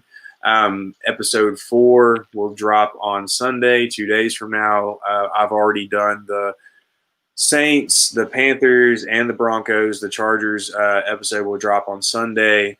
And then, like I said, I'm just going to keep doing that. And basically, the way I've got it scheduled out, that will last until training camp. So it's a lot of fun. And I'm getting all kinds of guests who cover the opposing team to kind of represent those teams to give everybody a good perspective. So, yeah. So, and that's all on BucsNation.com, too. So be sure to check us all out. Yeah, definitely don't be a stranger here on the Evolution of Sports Talk Television. It's the Sports Web. We got Evan Winter of Bucs Nation. Thanks a lot for coming on the Evolution, all right? Thanks, Peter, so much. Nice to meet you again, Josh. There you go. All right. Thanks a lot for coming on, and let's go out to you, Mr. Joshua Cole Allen. I was trying to get him to say that he was kind of like Kamara, but he wasn't going on it, and I was kind of surprised that some people compared Vaughn to a Kamara because he more likely is a White to me. Yeah, absolutely. I agree with that. Like he said, he's a playmaker, and we look at James White, and that's what he is. If you need that first down or that third down or that overtime touchdown in the Super Bowl, James White's the guy to go get it. He could have arguably been the MVP of that Super Bowl just with his plays. So I definitely see Vaughn having a little bit more rushing ability than James White. He's not really known as a runner. And like he said, Vaughn is an explosive back, just running the ball as well. So I'm excited to see where he can progress in the running game, but out of the backfield, pass blocking, catching it, I see James White all over him. Yeah, and I think they're going to have a combined effort. I think the running back, the whole core there is a lot better. And I was really surprised that, Devontae Freeman was mentioned. And then, of course, Greg Allman of The Athletic shot it down. It doesn't really make lots of sense with a player like Freeman who's looking for more than $4 million because he turned it down to Seattle. I don't think he's going to take less. I mean, he may because of the Brady effect, but I kind of feel like the Bucs are happy with what they have. Could you see a Freeman or a veteran running back, of course, after the Bucs sign their draft picks? Could they go out and get a veteran running back, in your opinion, or are they going to sit and be happy with what they have? I definitely could, and let's face it, that Seattle line is kind of garbage. So I can all their running backs end up injured, so I can see him not wanting to play for them, even with Russell Wilson and the Super Bowl hopes that Seattle has almost every year, it seems. But yeah, Devontae Freeman definitely makes sense to me. He's been in the league, he's been in the division, he's averaged over 50 catches a year when he's been healthy, over 1,000 yards from scrimmage when he's been healthy. So someone like him, definitely bringing him in, and he really, like we said, I love Vaughn, but we don't know what we have with Vaughn. We don't know how he's going to play against NFL competition. So if you bring a guy like Freeman in here who could, maybe split carries with Rojo, because Rojo split carries all last year with Peyton Barber. It was a very slight lead for him with 172 compared to Peyton Barber's 155. So if you don't think Vaughn is ready yet, you bring in someone like Freeman who can pick up the offense. He's an NFL player. He's been going up. He's been productive his whole career. And that kind of gives you a little bit more depth at that position and kind of puts you over the edge with a NFL starting caliber running back along with Rojo if he struggles as well. Because we all know about his inefficiency in pass blocking. He was benched in December. He finished 66 out of 75 out of running backs. So if you're not confident in that and you see him more as that bruiser, maybe first, second down, pound it guy, and you're not sure about Vaughn, then maybe you bring a guy like Freeman in who can eat into those first and second down carries and then, be that third down passing back. I feel like it's a possibility. We have our newest writer on here, Joshua Cole Allen, on the Evolution of Sports Talk Television. It's the Sports Web. I'm your host, Peter Blake, giving you something to think about. I feel like if this organization drafted him third round, they have enough confidence because that's a premium pick. You have to contribute right away. I get it. Ronald Jones is most likely the starting tailback here. But once again, they're going to try to push him. They're going to try to get as many weapons for Brady. So if they have that confidence, and then on top of it, doubling down and going out and getting a Raymond Calais in the 7th round, I kind of feel like they're happy and they're not going to go for a veteran, not just because they like the running backs, but it just comes down to a monetary standpoint for me. Well, all right. They have praised Rojo all off season, right? And he's been putting out his Twitter videos, and he does look better, but it comes down to how he does it on the field. And Calais, I feel like, is more of the special teams, guy that they brought in, kick returner. Could he carve a rollout on this offense? Absolutely. Last year, the Patriots threw to a plethora of backs, so it's definitely a possibility. But I'm excited to see what they do either way. Yeah, absolutely. All right, let's go out to the web heads here, read some comments. When is Tristan Wirfs going to be signed? When do you think they get him signed, sealed, and delivered? I think they're still leaving a little flexibility in case there is a free agent that might come available or bring their price down. As Evan spoke, we're kind of our depth pieces at edge rusher and a couple other positions are kind of thin. So if you can get someone who's been on the market for a while and is just ready to go and sees the opportunity here and wants to sign a cheaper deal than he expected, kind of test the market next year. I can see them waiting on that. They also have the flexibility to shuffle around the cap if they need to be. We all know that's kind of funny money. You restructure, push contracts out, push signing bonuses out and stuff like that. So if they really wanted to get the draft class done right now, they could. But I think they're still leaving themselves that flexibility just in case someone drops their price and can make an impact on this team. Makes lots of sense there. I need $1 is what I need, says Johnny Dean, the professor. Oddsy, the sports junkie, is in the house. Good stuff. I told everyone about Jamel Dean last year. This year I have moved on to Antoine Winfield. The ball just finds him. What do you think of both of those players, and a Dean and a Winfield? I know you kind of like Winfield because of the DNA. A lot of people talk about that, but Jamel Dean, to me, could be the number one corner on this team, believe it or not, with how good he is. Absolutely. I think he's got potential to be that lockdown corner. And real quick on Antoine Winfield Jr., he's just versatile and can play all over the field. Just like Johnny the professor said, he finds the ball. I'll tell you what, we'll go out to the phone lines here because we kind of kept the phone lines off for the other guest here, but we got Joshua Cole Allen. Welcome to the evolution of Sports Talk Television. What's your name? Where are you calling from? What's up, Peter? It's Curtis, man. What's going on, Curtis? Nothing. I just want to. I was listening to you guys talking about the receivers and the work with Brady and the targets and things.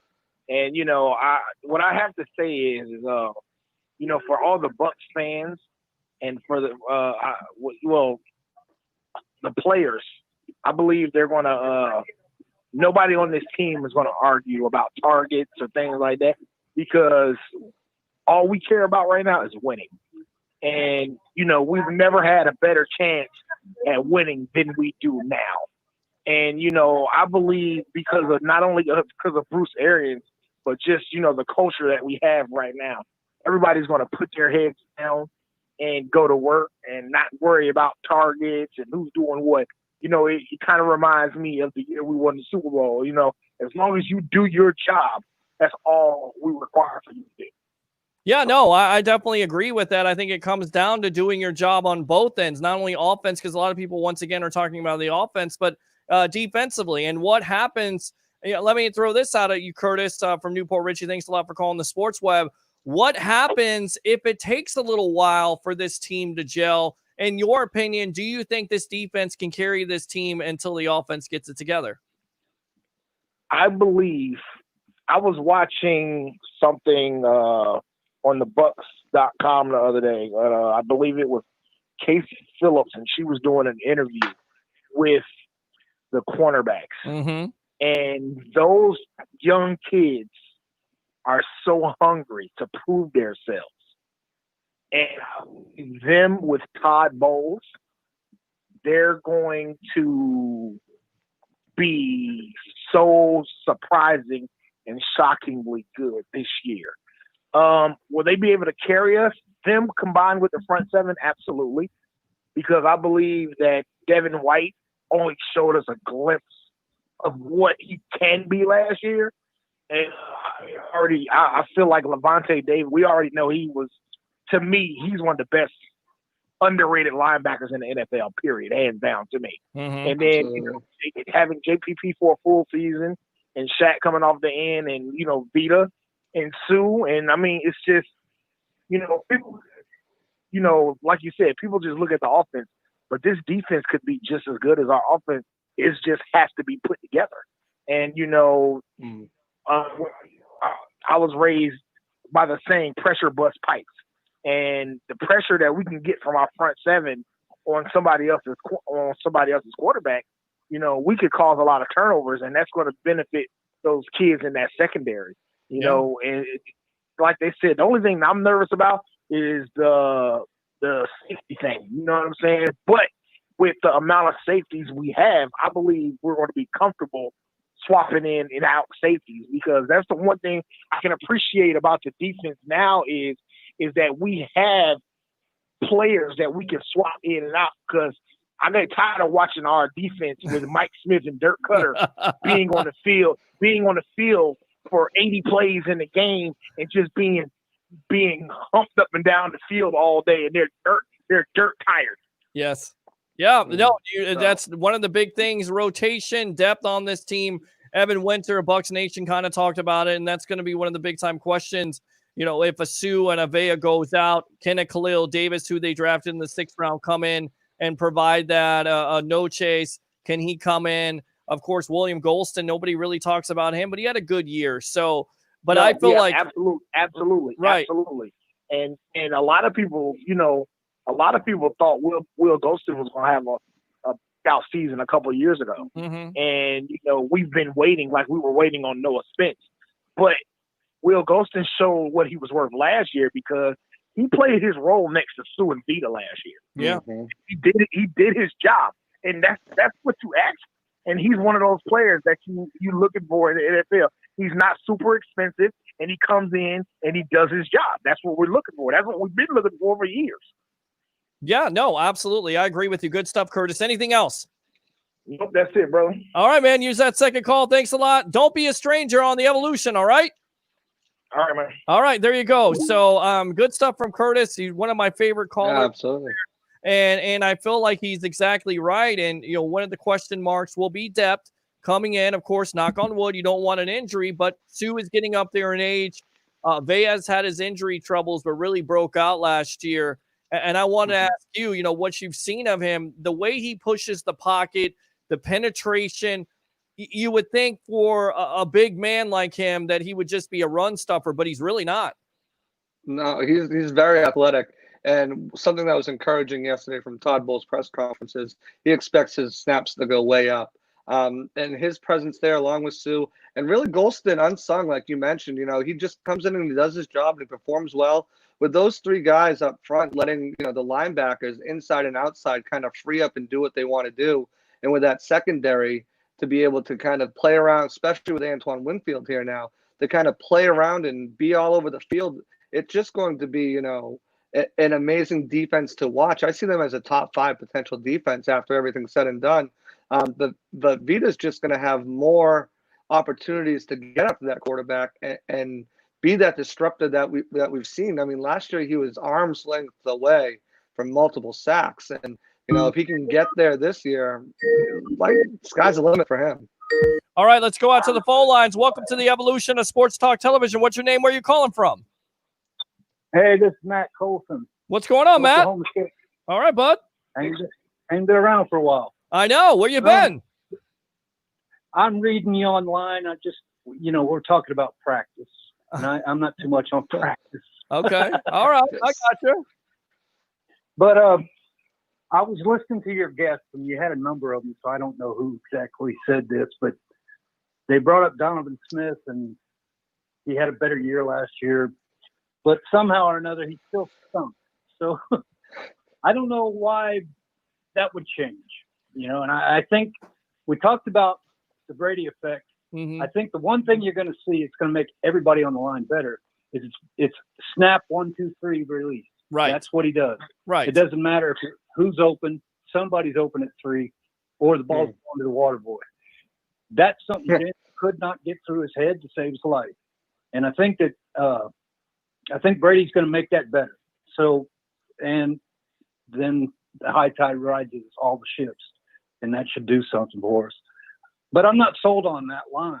And the other person, maybe it was a different guy. I think he had 5 or 6 people on here. Okay. They were talking about possibility of not making the playoffs. That's the first reality check I've heard since this whole Brady thing came out, at least on your show that I watched. Yes, I agree. Okay. I don't think Tom Brady is Jesus Christ. I don't think he's going to walk in between the Courtney Campbell Causeway and the Gandy Bridge all the way from one side to the other. It doesn't happen. It's not a guarantee.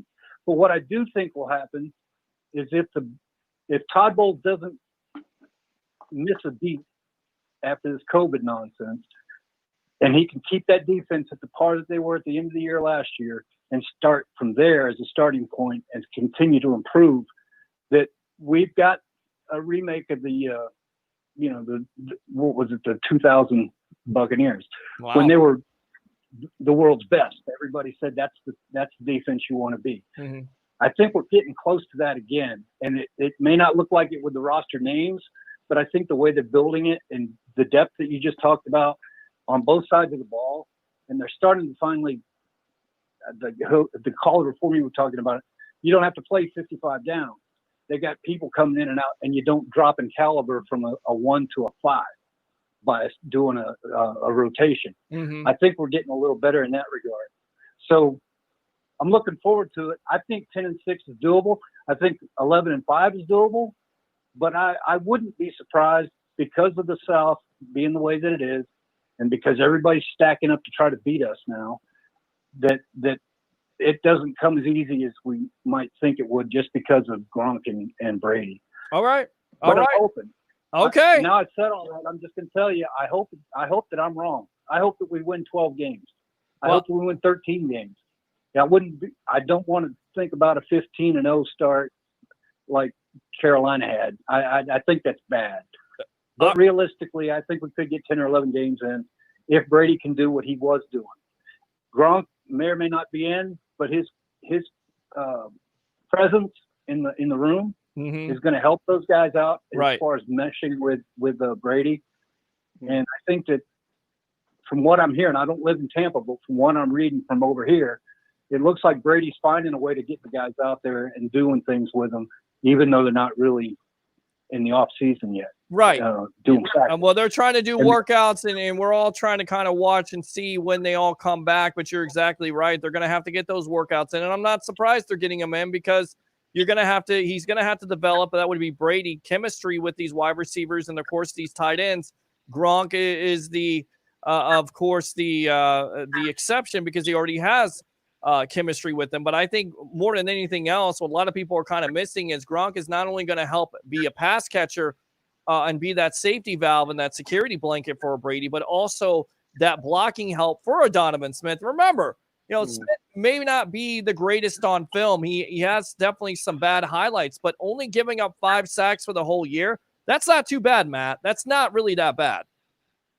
Yeah, I agree with you. I didn't realize it was that little. Yes, but I didn't either. I'd like to see what the number of pressures were. Well, that he released. I bet that number's in the 20s.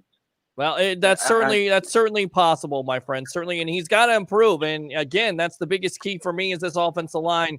Can they protect Brady enough? Him being up there in age and not necessarily being the most mobile. Not that you necessarily have to be. You just have to kind of scale the pocket.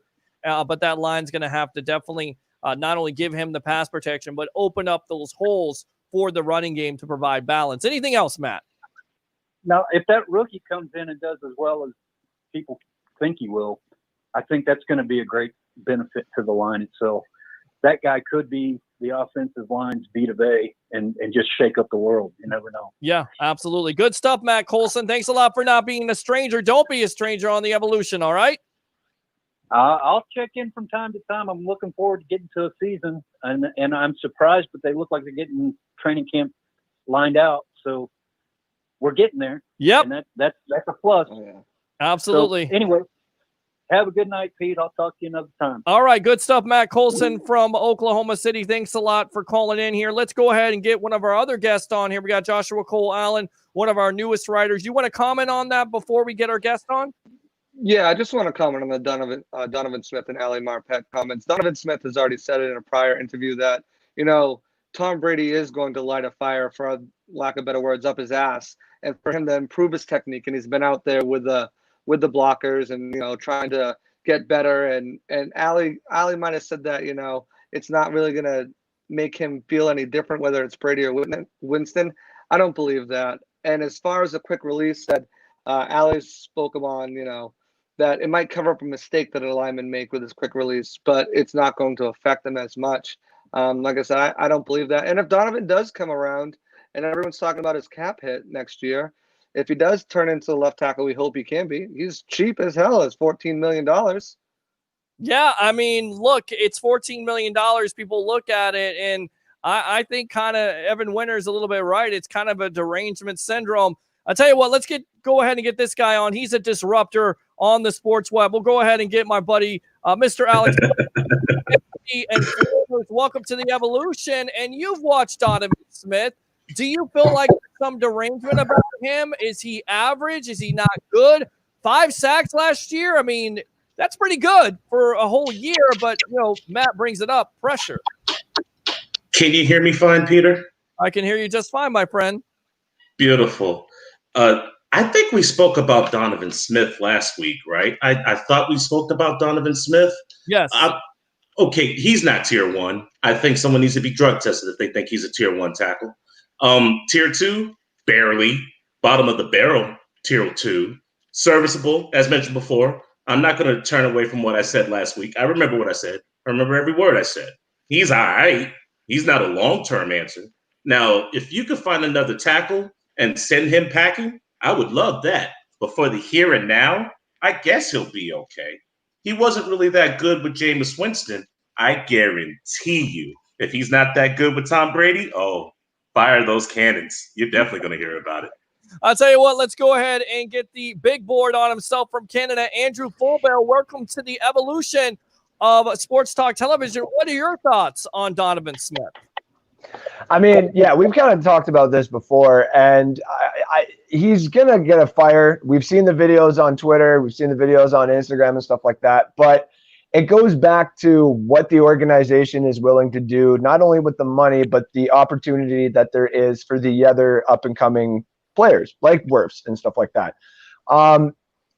Also, if we're letting Winston, our first overall pick in a very long time, walk, who he still is very talented, just through 30 interceptions and stuff like that, we're not going to keep somebody who Alex is basically pointing to is bottom of the barrel second tier at 14 million. I mean, he's not going to take a cap hit and go down to say 3 or 4 million, which would be team friendly. He's going to say that he's still worth at least 10. He's still worth at least 11 or 12, which is second tier top left tackle market. And we all know that he's not going to be that. So it's really going to put the Buccaneers in a tough position. But I think it's basically been said. You're going to have to light the fire. You're going to have to make a Pro Bowl, or we don't really know what's going to happen in the future. I mean, Evan Winter of the Bucs Nation kind of gave everybody a reality check tonight. He said the Bucs are 9-7. Now, Joshua Cole Allen, I know how you feel about this team. You think they may not even lose a game this year. Alex, 9-7, that's a disappointing record. I mean, do you think they go 9-7? Is there a possibility they go 9-7? What do you see holding this team back from a double-digit year? Brady injury. Okay. Maybe Mike Evans going down. With all the firepower that we have now, if Mike Evans were to get injured, Tyler Johnson would be slated in. I don't want to put that pressure on a rookie, but I don't think we'll be that explosive at the wide receiver position. Other than Brady going down, which is a very high possibility. It really, really is. Because I already said our backup quarterbacks are Pastora. Other than that, I think we're going to be just fine. If Brady were to go down 9-7, maybe 10-6, and then who are we scaring? Absolutely nobody. What about you, Andrew? 9-7, is that a reality check, or you think there's north of that for win? 9-7 would be, according to the board that I have and stuff like that, one very important game on the schedule that would be a loss. And that is not something that we're going to need going forward. We need a good position into the playoffs in order to be something to be feared. No one's going to fear the Buccaneers if they're going in with Tom Brady at 9-7, making the 7th spot, or even if we're 10-6, making the 6th spot. 5th spot and above at 10-6 is where we need to be, and is where I exactly got them going. So 9-7, yeah, that's kind of a failure. But at the same time, when's the last time we've been 9-7? Since the last time we barely made it to the playoffs, where Winston lost out to the possibility of going to the playoffs to the Redskins. So it's a toss-up, but at the same time, it's still kind of a failure. Well, that would be 9-7. That would be second year, 2016, when they went on that 5-game run and they ended up losing to Dallas, and then Doug Martin got suspended right before the Saints game. So good memories. Not so much. We're on here with our newest writer, Joshua Cole Allen, a Bucs Report. We got Alex Fleming of Fantasy and Flavors, and the big board from Canada, Andrew Fulbeer on the evolution of sports talk television. It's the Sports Web. I'm your host, Peter Blake, giving you something to think about. Let's go back to this article because I thought it was really interesting. He had guys that could break out in 2020. Joshua Cole Allen, I'll start with you. Who's one player that you think could break out in 2020 for the Bucs? So OJ Howard comes to mind right away. He's going to have that tutelage under Gronk. He's going to have, some extra motivation. They picked up his 5th-year option. So, just being able to have that ability to learn and prove with all those trade rumors out there that he is the player that he was drafted to be and can show those glimpses of what we've seen before. I think he could kind of break out and have that, amazing year, especially with Tom Brady's affinity for tight ends. I see him kind of breaking out of that shell and making an impact this year. What about you, Mr. Alex Fleming of Fantasy and Flavors? I got 2. All right, go for it. Tanner Hudson and Scotty Miller. Okay. Here's why. Big boy offense down near the goal line, red zone. So much attention towards Gronk, so much. And there's not too many teams that have multiple corners that could cover Godwin and Evans, which means they're going to have to play a nickel package. In the red zone, Tanner Hudson, quiet as kept, like cookies in the jar. You never see one sneaking away. Hudson's going to get a lot of opportunities in those big boy packages and double tight end sets. Scotty Miller, 4 wide receivers. Let's imagine we don't go with the tight ends and we just go 4 wide. I only can name 2 teams that have 3 liable corners. When you spread it out with 4, you really want to put a linebacker on a wide receiver? That's a mismatch from hell. Peter McNeely, Mike Tyson. Scotty Miller could really profit from the slot position opposite of Chris Godwin if they go 4 wide and no tight ends. And they won't be able to pass rush because screens all day. Rush Brady with 4 wide receivers to try to get to him before he gets the ball out. I think we can all agree Brady's got a fast pass release. He does. And speaking of Mike Tyson versus Evander Holyfield. You want to see it again, Alex? You guys want to see this or what? I thought he was going to fight Tyson Fury. I don't know, man. I seen Mike Tyson the other night on AEW. He looks like he's in good shape, but he's up there in his 50s. I don't know how fast he can take. I would never run my mouth with a suspect chin. I think he can knock people out still. So I definitely think that too. Big board, Andrew Fulbeer from Canada. What do you think? Who is the player on the Bucs that's going to break out in 2020? It was kind of brought up before, but I am going to pound it into the ground. It is Winfield. I just have a weird feeling that this defense and stuff like that, he's going to come down. It's going to be like a honey badger, like Tyrann Mathieu in this defense, in this whole scheme. He's going to just disrupt. It's what I thought could have happened if the Buccaneers got Isaiah Simmons in the draft, what we talked about. I did not think, looking over his college tape and stuff like that, that he on the Bucs could do something like that. And to be honest with you, when you got Davis and you got Dean and you got Murphy Bunting and stuff like that covering everybody else, he's going to be the one that's really laying everybody else on the ground. He's a poor man's Cam Chancellor, and by poor man's Cam Chancellor, it just means he's not paid yet. Okay, Winfield's going to be the guy to watch going forward. Bond is also a very close second, just because he's going to be basically Tom Brady's safety blanket in the backfield. So, good stuff. I'll tell you what. Open phone line. You want to talk to these guys? Have a question? 727-266-5851. 727-266-5851. It's the Sports Web. I'm your host, Peter Blake, giving you something to think about. On with Joshua Cole Allen, our newest writer, Alex Fleming of Fantasy and Flavors, and the big board himself from Canada, Andrew Fulbeer, all ready to answer your questions. Let's go out to the web heads here. We read the Johnny Dean comment. Just want to read it again because he wants to let everybody know. I told everybody about Jamel Dean last year. This year, I moved on to Antoine Winfield. The ball just finds him. I agree between 10 and 12. Will Tampa try for Freeman? We kind of talked about that before. I kind of doubt it, and I'll tell you why, guys, because they don't have that much money. And if Freeman already turned down $4 million from Seattle, and look, the Seattle offensive line is not great, but they're still a contending team. It certainly seems like Mr. Freeman here, guys, wants to get paid. After you, Mr. Forbear. I mean, let's be honest here. We have a tight cap hit. As much as it would be a great thing to watch Freeman come in here, there's two problems with it. What has been said before? It's going to be hard pressed to start paying our draft class, but also at the same time, if you bring someone in like Freeman, isn't that basically telling Jones that you're going to be splitting more reps? Bingo. You got Freeman, you got Vaughn, you got Clays, you got 4 running backs. I want to be the Philadelphia Eagles as well, but at the same time too, I don't want Ronald Jones thinking that we're going to cast him out in 2 years. I need our running backs to think that everybody's getting the equal amount of shares that they are going to get. All right, let's go out to the phone lines. Welcome to the Evolution. Yeah, hi, this is Vince calling from Tony's Pizza. It is. Your pizza is up. Hey, your pizza is up. It is not. I already ate it. So thank you very much, Vince, for calling from the pizza company there. No, I do not need any cheese on my pizza. I like cheese and pepperoni. I'm a meat lover. All right. Enough. I'm hungry, so send it this way. There you go. Says no. Why not? Might as well get Sean King. I don't know where that's from. Technique is what coaching is all about.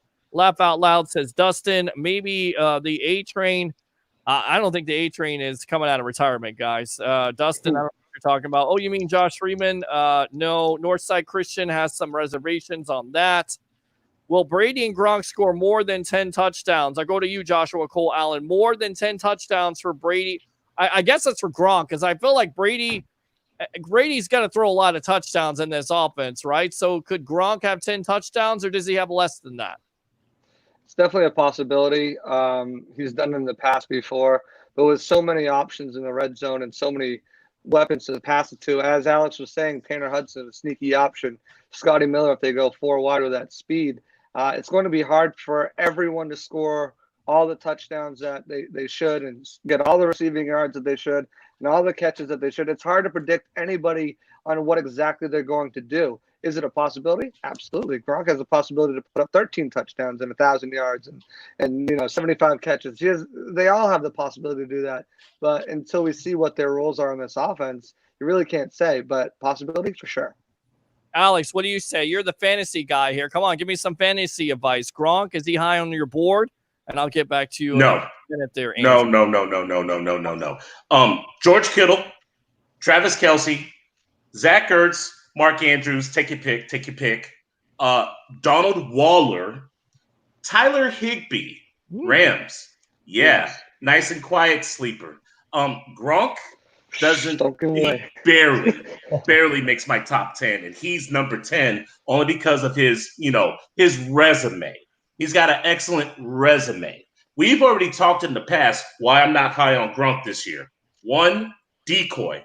Everybody else is going to eat. 2, injuries. Guys, it's a matter of time.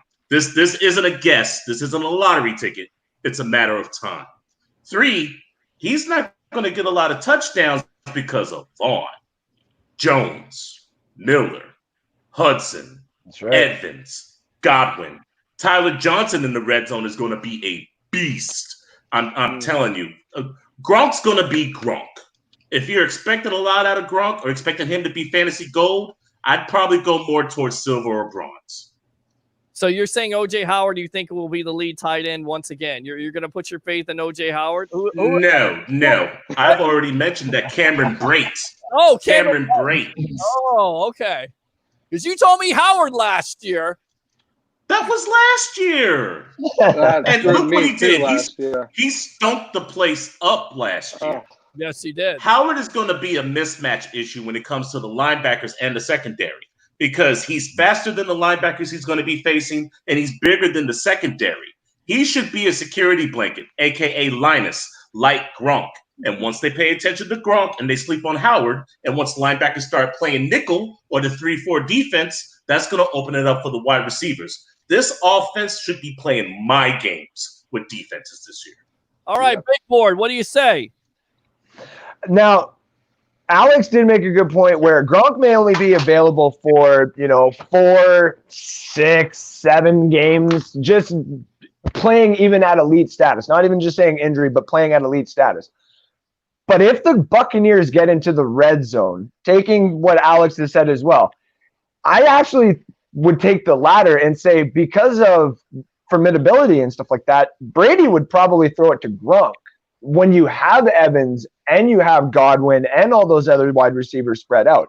So I actually got Gronk getting anywhere between 6 to 8 touchdowns this year, only because of the red zone. Do I think he's going to get any down the middle? Not necessarily. Do I think he's going to be a good little safety blanket to have for the 10 curls and stuff? Yes. But he's more for the red zone. And I think if he only plays 4 to 6 games and you get the Buccaneers at a nice, 1st and 10 at their 11, that's a quick first yard strike to Gronk right there. And like Alex brought up as well, and Josh has pointed out with Mazzy Wilkins in the interview as well, the Buccaneers corners are really good. Not many other teams in the leagues are. They got 3. And then who else is there really around the league? There's nobody else to cover. So it is a mismatch heck in that end zone. All right, let's go out to the phone lines. Hopefully it's not the pizza place. Welcome to the Evolution. Hi. Do you guys have any toilet paper? I do not, ma'am. I once again went to the. I don't know. You have caller ID. Who's doing this to you, bro? Canada, man. They don't love Canada. That's what it is, man. I can see the dude being the guy behind it, just to bring some comedy to it. I don't think it's the dude, but it's pretty funny. That's a funny voice there. Block that Do call. you have any toilet paper? Toilet paper? I do not. I got it from the dollar store. Howard takes any more picks off, he will be a superstar bench warmer. Johnny Dean, I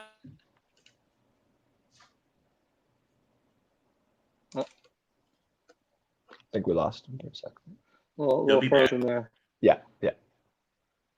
So you think Gronk is not going to the highest. Yeah, hold on. We're huh? Oh, we're back. We're back here on the Sports Web. A little tech issue. That's okay. We have 4 people on here. We got Joshua Cole on, our newest writer, Alex Fleming of Fantasy and Flavors, and Andrew Fulbear from Canada, the big board on the Evolution. He's not a big-time O.J. Howard fan. Joshua Cole Allen, do you think Howard has a breakout year with Gronk and Cameron Brate and all these weapons being focused on? Is it his time to shine? I think it's it's another possibility. He's going to, like Alex Fleming said, Gronk's going to be the decoy. And if he's a matchup nightmare, and if he gets going, then and Brady builds that trust and continuity with him, then absolutely. All right, let's go out to the phone lines. Welcome to the Evolution of Sports Talk Television. Oh, hi. How are you? Hang up, bro. Hang up. Well, that one's blocked there too. That's good stuff. I love it. So whoever's doing this, it's kind of funny tonight. It's not making me mad at all. Alex Fleming. It's a Friday. Yes, it is a Friday. Nice. Howard. Alex Fleming, OJ Howard. Can you hear me? I can hear you just fine. I can hear you. I'm not gonna lie. If you look up and down this roster, where do you actually put OJ when it comes to weapon efficiency? Because you have Evans and Godwin, the dynamic duo at the top of weapon efficiency. After that, you look at Rojo and you're like, does he belong in number 3 or number 4? Probably number 4 because you got Gronk at number 3 at weapon efficiency, only because of the rapport that he has with Tom Brady. That means you got Rojo at number 4. At number 5, Cameron Brate, nice and sleepy-like because he's all about offense. He doesn't throw blocks. He catch passes. Number 6, Keyshawn Vaughn. Number 7, maybe O.J. Howard, maybe. So unlike last year, I'm not big on O.J., so it just wouldn't shock me if he just has his best year, considering that people are sleeping on him. What about you, Andrew? Are you sleeping on OJ, or is juice what you're drinking in the morning? No, I do not think that OJ is going to have necessarily an outstanding year unless they basically cancel Cameron Brate out of the system.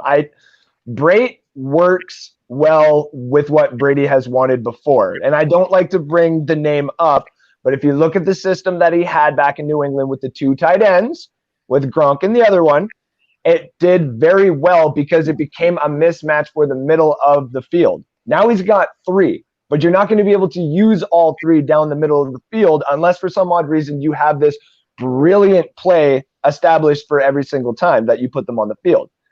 That being said, I think OJ's role in this becomes the mismatch where once he's on the field and everybody else is covered, that's Brady's last option. He throws it there, and that's where you get the 17.5 yards after the carry or yards after contact, because he's got nobody hitting him until 20 yards down the field. So I don't think it's going to be a great year for OJ just because they brought in Gronk and because Brate took the pay cut and he's not going anywhere. All right, let's go out to the webheads here. Brady with the Colt pistol, six shots. Howard, Brate, Evans, Godwin, Johnson, and Miller. Mike says, Evan, we cut Hargraves. Best virtual edits video, Evan. Well, damn, we don't have a chance. Defense is also where it lays when it comes to progression. I picked Denver as a loss as well. This offense will be explosive, but defense has zero experience. Nurse, I want to tell you something. I think the defense has more experience than a lot of people are looking at, and I'll tell you why. Players like a Devin White, a Villa, they're going to be in that second year of that system. I feel like Devin White's going to be the breakout player for this defense, if not Jamel Dean. Those players are going to be breakout because they have that second year, and they're going to carry it over because they have that confidence. Is that what you see, Joshua Cole? I'm not sure how to take that comment. If you mean zero playoff experience, that I can definitely agree with. JPP is the only player on that team with starting playoff experience. Yes, Shaq Barrett won a Super Bowl with Denver, but he was a backup, barely a role player at that point. But as a starter on a defense with Super Bowl experience, so I believe he was on the LA Rams team. So you have Son, JPP, and that's it. That's playoff experience, Super Bowl experience. So if he meant it that way, I completely agree. But as Todd Bowles said, continuity and communication are key for this defense going forward. And they've brought back almost the entire defense, and they haven't added any real big new additions to it besides Antoine Winfield. So if he's talking about regular season, I disagree. But if he's talking about playoffs and Super Bowl, 100%. Alex. Joshua, I think you forgot about Ndamukong Suh. I said his name long ago. Yeah, not too long ago, he was in the Super Bowl. Here's what this gentleman, whoever made that comment, isn't thinking about. Weren't we number one against the rush last year? Yes. I could have swore that was us. That was us. Yeah. So that means teams are going to have to pass on us. And this is what I would tell people that doubt our secondary. WWDD. What would defenses do? I don't want to say double D's or World War II because that leaves negative connotations. But between Winfield, Whitehead, Dean, and Davis, what would defenses do? I think people are going to try our secondary, and they're going to be very, very unhappy with the results. This defense is going to be better than what they were last year. All we need to do is be middle of the road because our offense is going to be prolific. If we bend but don't break, we're going to be a problem.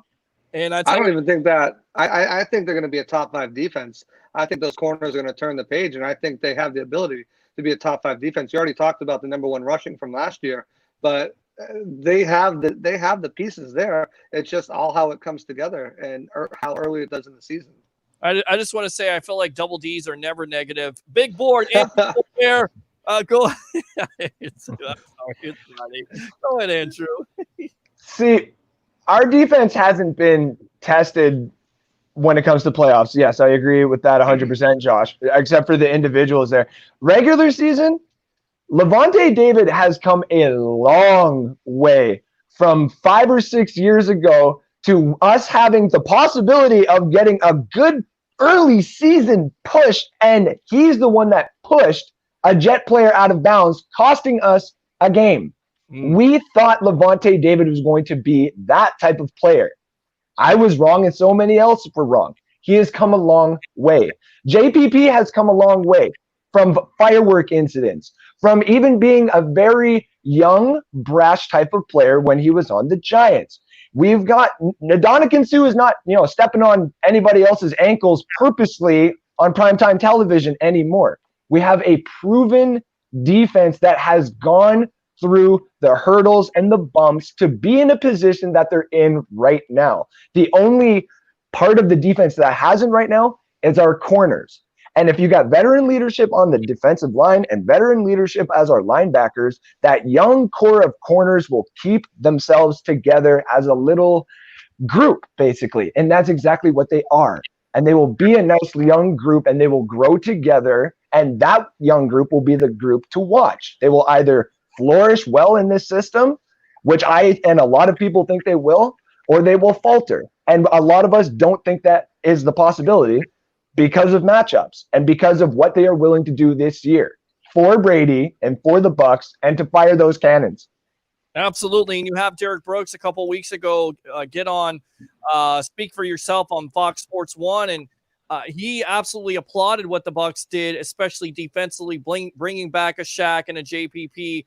Of course, having the young linebackers maybe not young linebackers on Levante David, but a young linebacker in Devin White, and he feels like that's going to help that young secondary out.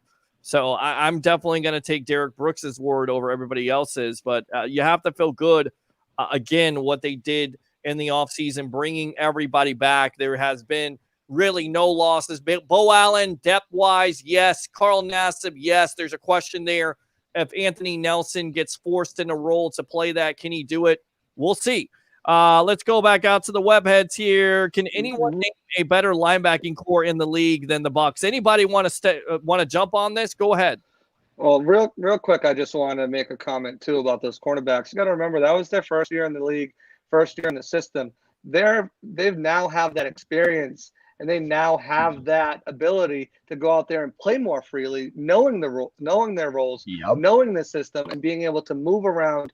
And like Alex and Andrew said, being free players to make plays on balls, and like Bolsa said, being able to create more turnovers. As far as linebacking core, I still think Seahawks have a great linebacker core with KJ Wright and Bobby Wagner. But I would take the youth of White and the experience and possibly one of the best linebackers in the league, completely underrated, Levante David, over anyone I can think of right now. Alex. I'm going through the list, and I'm thinking maybe Dallas, but I mean, I'll take the Bucs over Dallas any day. Now, I love the Wolf Hunter. I love what Van Der Esch brings, and Smith just got his bag. Sean Lee is a veteran who's seen a lot. So if you're going to compare anybody, it's going to be Dallas. But you know what? I'll be a homer. I'll still take Tampa. Andrew. It's still Tampa, whether I was a Buccaneers fan or not, just because of what take myself being a Buccaneers fan out of it. One play that I saw last year where Devin White basically ran down, was it Shaquan Barkley or whoever the heck it was in open field and got the fumble. Thank you. That was enough right there for me to give that linebacking core the title right there. But I was going to say Dallas as well, just because Van Der Esch coming out of Boise State was something that nobody really saw coming, especially in that Cowboys defense. That was absolutely out to left field. But Buccaneers linebacking core is here for quite a while, and Levante David is only going to get better in the next couple of years because of primetime games and having elite athletes on the team as well. Yeah, and I mean, Van Der Esch is coming off of a neck injury, is he not, guys? So that's tough. I mean, look, a quarterback maybe, but a linebacker, am I not correct about that? Van Der Esch is coming off an injury to the neck? Believe so. I think he is. You might be right. It's something like that. He had a neck injury last year. He's back. He'll be healthy. He'll be participating in full. All right, Alex Fleming. There you go. Fantasy and flavors. That's what he gives you here. The key to the whole season is pass protection. If we can't protect Brady, it's going to be a long season. And I think, look, they've done everything they can to make this offensive line as good as it's going to be. Donovan Smith's coming back. Ali Marpet, Ryan Jensen has gotten better from his first year here. Alex Kappa overnight has definitely transformed into that right guard. Very aggressive. He's got to work a little bit more on his technique, but I think he'll be fine. And then, of course, the wild card in all of it is Tristan Wirfs, the rookie. Does he come in right away? Do they go with Haig? Haig has started before, but most likely you trade up to that first spot here, Joshua, in order to get Wirfs because you expect him to come in right away and start, right? Absolutely. And that's another reason why you brought in Gronk, too, to help that young guy along if he does struggle early. And if he does struggle early significantly, that's why he brought Joe Hagan to kind of put him in there until Wirfs kind of grasps his role and gets better in pass protection. We've heard from multiple people, including Nick Citro, how great of a run blocker he is, but he needs to work on his pass protection. And if he can nail that down in this offseason, and hopefully there's a training camp, then I think he's good to go. And even if he is struggling a little bit, you got Gronk and OJ there to kind of help him along. Guys, I hate to intervene, but I remember we were talking about OJ not too long ago. And I just want to let you know, I am currently drinking Crown Peach, and I am mixing it with apple juice because in fantasy, OJ will kill you. You can't trust him in fantasy, bro. Hey, It's very true. This was Killed your me last year. Look, and we took all your advice last year. Look, I'm going to pat you on the back for being right about most of it, but the OJ Howard stuff, man, I went for your advice and I got burned on that. So I don't know if I'm going to draft. Bro, OJ Howard let me down like Wilma Flintstone on date night. For real. He was not there for me. Real talk. Struggling the whole season to replace him. I don't even know where to go. Andrew Fullbear, Big Board. Good stuff, Alex. We talked about it. We talked about it before on Wednesday there. They brought in Hag to basically help Wirfs kind of get into the system, especially not being able to have a training camp, we think, necessarily, or be able to be around the players. I mean, if you look at the schedule, the first 5 weeks that they're going to play, you know, they're probably going to get Cameron Jordan will be on them. Anybody on that Panthers D-line that they've signed will be on them. The Broncos got Chubb and they got Von Miller, so you want to kind of ease them into this. And then you got the Chargers with that amazing pass rush, and then Khalil Mack, week 5, right? So you want to kind of get them into this nice and easy. You don't want to just put them right into the doghound because we've kind of done that with offensive linemen before, and it kind of messes with their mentality, a.k.a. Donovan Smith. But Wirfs is a different story here. Donovan Smith was a great talent coming out that kind of fell a little bit in the draft. It's just kind of where he was supposed to go, but maybe fall in the end of the first.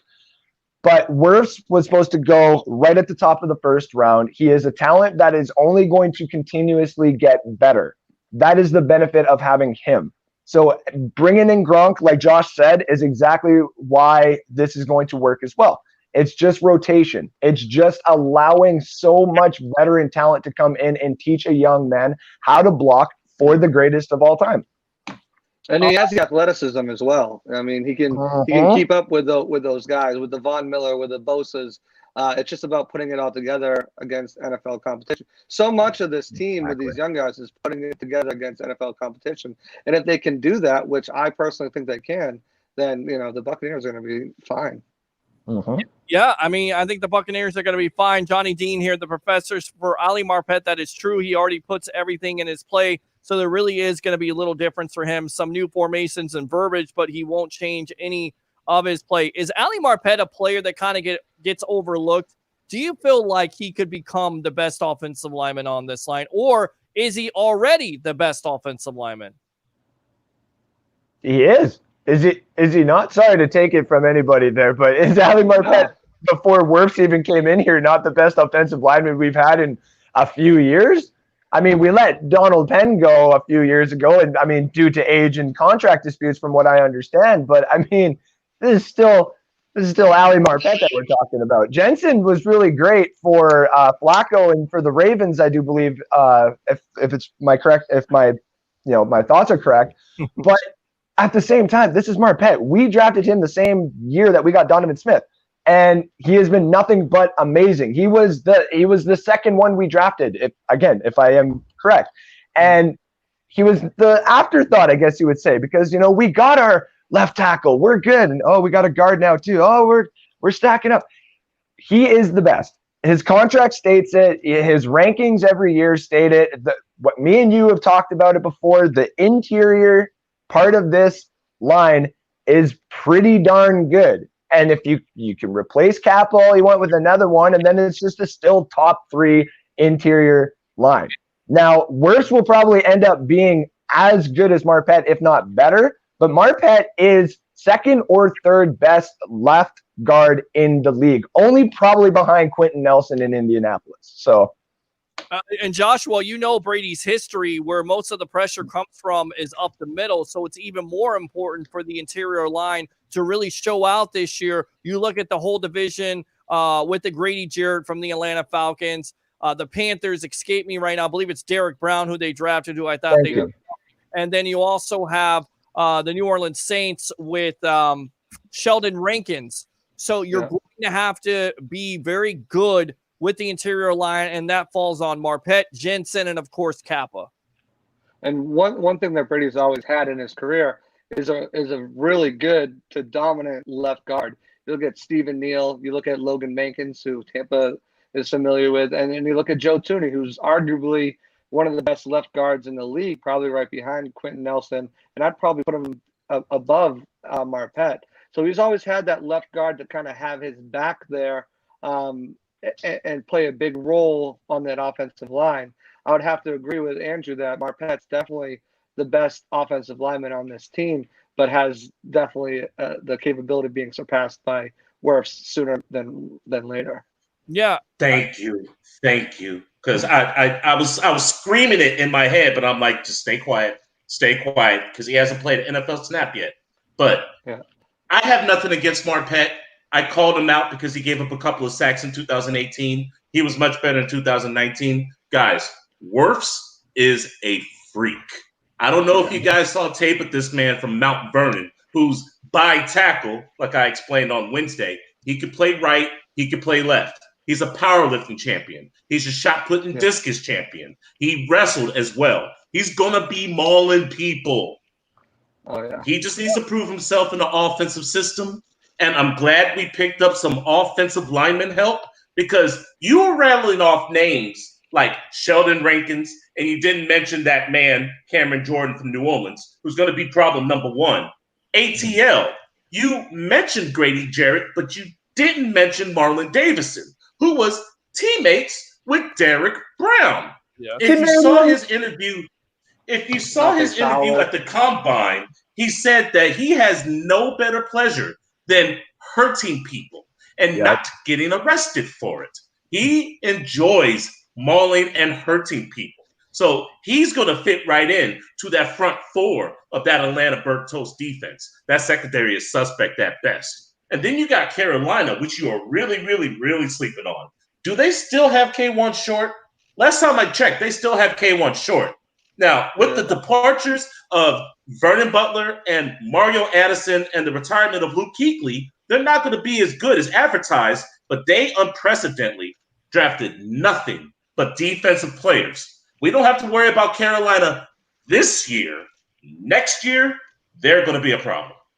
It's a good point. It's definitely a good point. I know what you're talking about, but for me, Cameron Jordan can be taken care of by Gronk. I feel like that matchup, with everybody looking to it, with Cameron Jordan versus Donovan Smith, will be helped out when they want to use Gronk as a chip option, and I think that's going to work to their advantage, of course, because Cam Jordan's always talking trash about Smith. Hey, Pete. Yes. Hey, Pete. Yes. Did you see that they got younger at the linebacker position as well? This is why I'm doing my show, Know Your Enemy. Demario Davis is one of the most underrated linebackers next to Levante David. Did you see that the New Orleans Saints went all Big Ten on us? Not only did they get Zach Bond, but they also got Joe Bacci. Yep. So now we're talking about Michigan State and Wisconsin, and those linebackers that had big volumes of tackles. They're freshmen, they're rookies, but they're plug-and-play guys. Look for them to go on stunts. Look for them to go on trips, psycho packages. This is Sean Payton we're talking about. He might be a hell of a troller, but he's also pretty good on the defensive end. We need to take this into accountability. You definitely have to take accountability, but look, if you blitz, then there's somebody that's going to have one-on-one coverage. I wouldn't blitz this team at all. Brady's one of the smartest quarterbacks out there, and Bruce Arians said it best. Here's the guy that's going to find the open man, and I feel like you're going to have a mismatch nightmare. Give me one of those linebackers. I'll give you one of these tight ends, and I think that's a mismatch nightmare. Just saying, Alex. True. One thing talking about. Oh, sorry, Josh. Go ahead. Just talking about these guards as well on our team. You look at everyone we've mentioned on the other teams in the division, those big boy defensive tackles, and we all know what Brady's biggest weakness is. We've seen it in Super Bowls. We've seen it in regular season. We've seen it in the playoffs, interior pressure. So there's a lot of weight on these guards' shoulders, on Marpet and Kappa's shoulders and Jensen's shoulders. It's encouraging that he's already practicing with Jensen and getting, familiar with him. But if they can't live up to what we expect of them, more so than the tackles, because you have those guys that help chip out on the outside and Gronk and OJ, then if these guards and the center can't hold up, then that's where you're really in trouble. Yeah, that's where you're really in trouble. Let's go back out to the web heads here. Let's see. Nice button up. Josh says, Marvin, thanks. Good stuff. Still heartbroken in Massachusetts. Money says Johnny Dean. Good numbers, Josh. All right. Johnny Dean says you can also catch Joshua Cole Allen as the co-host of the Charles Richardson Show every Thursday. Congratulations, my friend. Everybody give him a clap. There you go. Thank you. All right. There you go. Good stuff. There's a joke there, but I'm not going to say it because it's Friday. You can Oh, no. Jamel Dean could be one of the top. What did I get myself into? League. I have no idea. Welcome to the Evolution. Hey, guys, what's going on? Christopher, secondary has no experience. We read that comment. I think he said it again. I'm telling you now, this defense is special. Best virtual edits video. Nice outfit, Joshua. Styling and profiling. Good stuff. The Sports Web is being semi-cast on YouTube, Twitter, and Facebook for all your Bucs news and shows. Tune in. Absolutely good stuff, Johnny Dean. He said it again. The problem is that great left tackles are hard to come by. Last year, Smith was average. Can you name 5 left tackles off the top of your head who are consistently better or as durable as Donovan? Who wants to take this? Josh, you want to go or do you want me to go? Alex, you already know it, so go ahead. All right. Tyron Smith. Thank you. Number 1. So let's get that the hell out of the way. Okay. Number 2, I'm going to go rookie on you and say Jedrick Wills, Cleveland. Let's go to the opposite side and the guy that they just got from Tennessee. Now, that's 3. Number 4, I believe there's some guy in San Francisco. Is his name Staley? I forgot his name. I forgot the guy. He only gave up 2 sacks all year. I forgot his name. He's retired. He's retired now. Williams. He's retired. Yeah. Oh, did he retire? Yes. Yeah. Oh, damn. He retired. Let's see here. Already went to Dallas. Yeah, Trent Williams. Thank you. Trent Williams. So that's 4. Thank you for that. And last but not least, there's this guy in Green Bay. No, Bakhtiari is now gone. Bakhtiari is gone, isn't he? Bakhtiari went to what? Los Angeles? No. Oh, well, the hell with him. Andrew Whitworth. That's 5. Okay. All right. So Joshua Cole Allen. What do you say? Andrew, Alex. Laramie Tunsil. Oh, huh? You could throw in Laramie Tunsil in there. There's a plethora of tackles that are better than him. You could probably think of 10 of them if we had the list in front of us. God, you guys. I listed 6. I might have Donovan Smith on the show. He's going to hate everybody here. Yep. I give him a break. Motivation, Right. So, well, hey, look, if he looks at it from the Jordan aspect of motivation and he hears everybody talking about him, and you already see the guy working out, right, Andrew, big board? I mean, he's got a lot to prove. He's got to prove it. He is he's basically the protector of the greatest quarterback of all time. No pressure there, right? Yeah, absolutely no pressure. I mean, just go out and block, Brady for everybody. I mean, you only played 3 primetime games in your career, 4 maybe, I think, for him, depending on when he actually got his first couple of starts there. So, I mean, yeah, no pressure. You get 5 of them this year and stuff like that. And we only drafted your replacement coming in. So absolutely no pressure to you whatsoever, buddy. Bro, I couldn't disagree more. If this was the movie The Bodyguard, I don't feel safe at all. You are dead. He'll protect you for 1 bullet, and once he drops, you're done. I'm trying to tell you, Donovan Smith is no one to hold. If Donovan Smith was a scratch-off ticket, you just wasted your money. Yeah, that's true. Good stuff here. We're on the Sports Web, the evolution of sports talk television. I'm your host, Peter Blake, along with Joshua Cole Allen, newest writer for Bucs Report. We have Alex Fleming of Fantasy and Flavors, and the big board himself from Canada. Oh, Canada. I had to. Colbert, On a Great anthem. Friday night, guys. I hope you're enjoying yourselves here, kind of doing a little something different. I like to get this round table aspect, and you gentlemen are very smart. You have I've worked with Alex before, Andrew's new kid on the block, Joshua Cole Allen's new kid on the block, but I feel like we've kind of been working together for the last 5 years. Doesn't it seem like we've known each other for 5 years? Absolutely. The rapport and I'm not chemistry. going to lie, Peter. I do kind of like you. No homo. I do like you. I like you too, but you still owe me wings.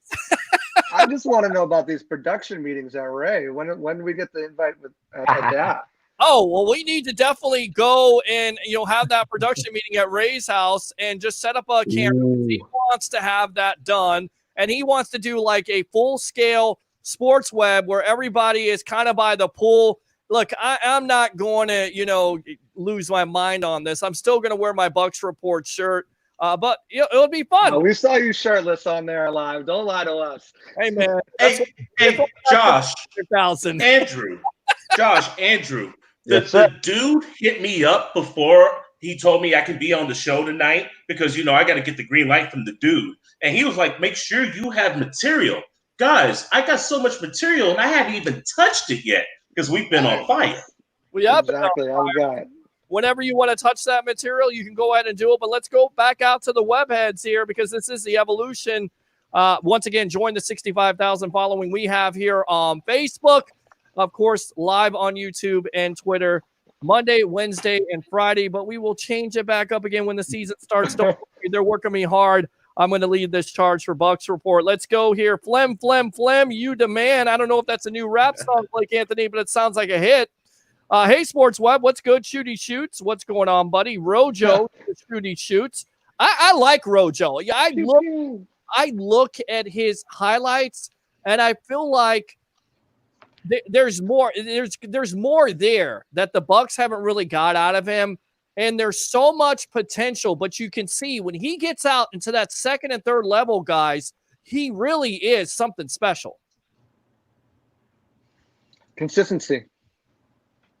Well, consistency. I mean, Alex, you talked about him in fantasy aspects, but you've got to give him more volume. But once again, you see him get to that second level, and this was what his MO was coming out of USC. He could hit those 60-yard plays. I feel like if this offensive line is improved on that right side, like we certainly believe, look, there could be more plays out there where he gets out into that open field. And then if you get that running game going, look out with Tom Brady and Gronk and all these weapons out there. You have a balanced attack. This offense is unstoppable. Don't care how many pass rushing specialists you have. You can't cover everybody. I think the addition of Keyshawn Vaughn and Raymond Calais lit a fire under Rojo's butt because whenever he got there, there was low expectations. There wasn't really a real running game. We haven't had a real running game since Doug Martin. First year, we got nothing out of Rojo. Second year, he was splitting with Peyton Barber, and he only had 724 yards. So what do? You get a home run hitter out of Vanderbilt named Keyshawn Vaughn, who runs a 4.5 flat 40, but just burns you once he beats the linebacker core. And then you get Raymond Calais, who averages 7 yards a carry and can do special teams. What does that do to Rojo? Year 3, contract year. Do you want to get turned down for that 5th-year option? No. You were here. You're the premier back now. It's time for you to show it. He put on weight. Rojo is the man if he could do what he's supposed to do. I hate to go the whole New England route because I think you guys know how I feel about New England. But back in the day when New England was dominant, you had your running back and you had your James White. Let's go to present times. Rojo is that running back and Keyshawn Vaughn is James White.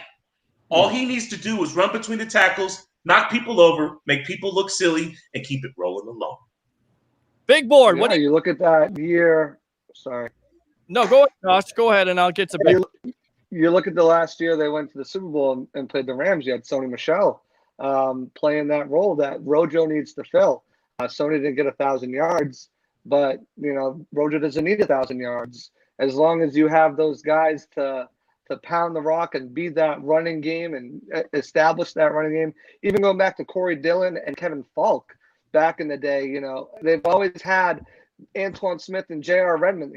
They've always had that one guy who pound the ball, who wear the defensive down, and then once you're down and once you're gasping for air, here comes the fresh legs out of the backfield running for a 20-yard gain, right out the gate. So it's definitely important to get Rojo going if they're not going to bring anybody else in there and get him that confidence level to be that guy and then bring Vaughn in. And if he struggles, Vaughn has a capability to be that first and second and third down back for that matter. And even if he does take over first and second, Calais got the speed to be that third down back. So it's consistency and it's just living up to the expectations that we all know he can be. He just has to do it consistently. Yeah. Go ahead, Andrew. Yeah, go ahead, Andrew. Oh, no worries. I was just basically going to agree with what you said with the confidence. And you know who took away his confidence? The guy who drafted him. The same guy that we talked about earlier that kind of ruined Jameis Winston's confidence in Dirk Cutter. Dirk Cutter kind of, if you look at the way his offensive scheme was in his first year, he basically threw Ronald Jones into the Wolves at that point.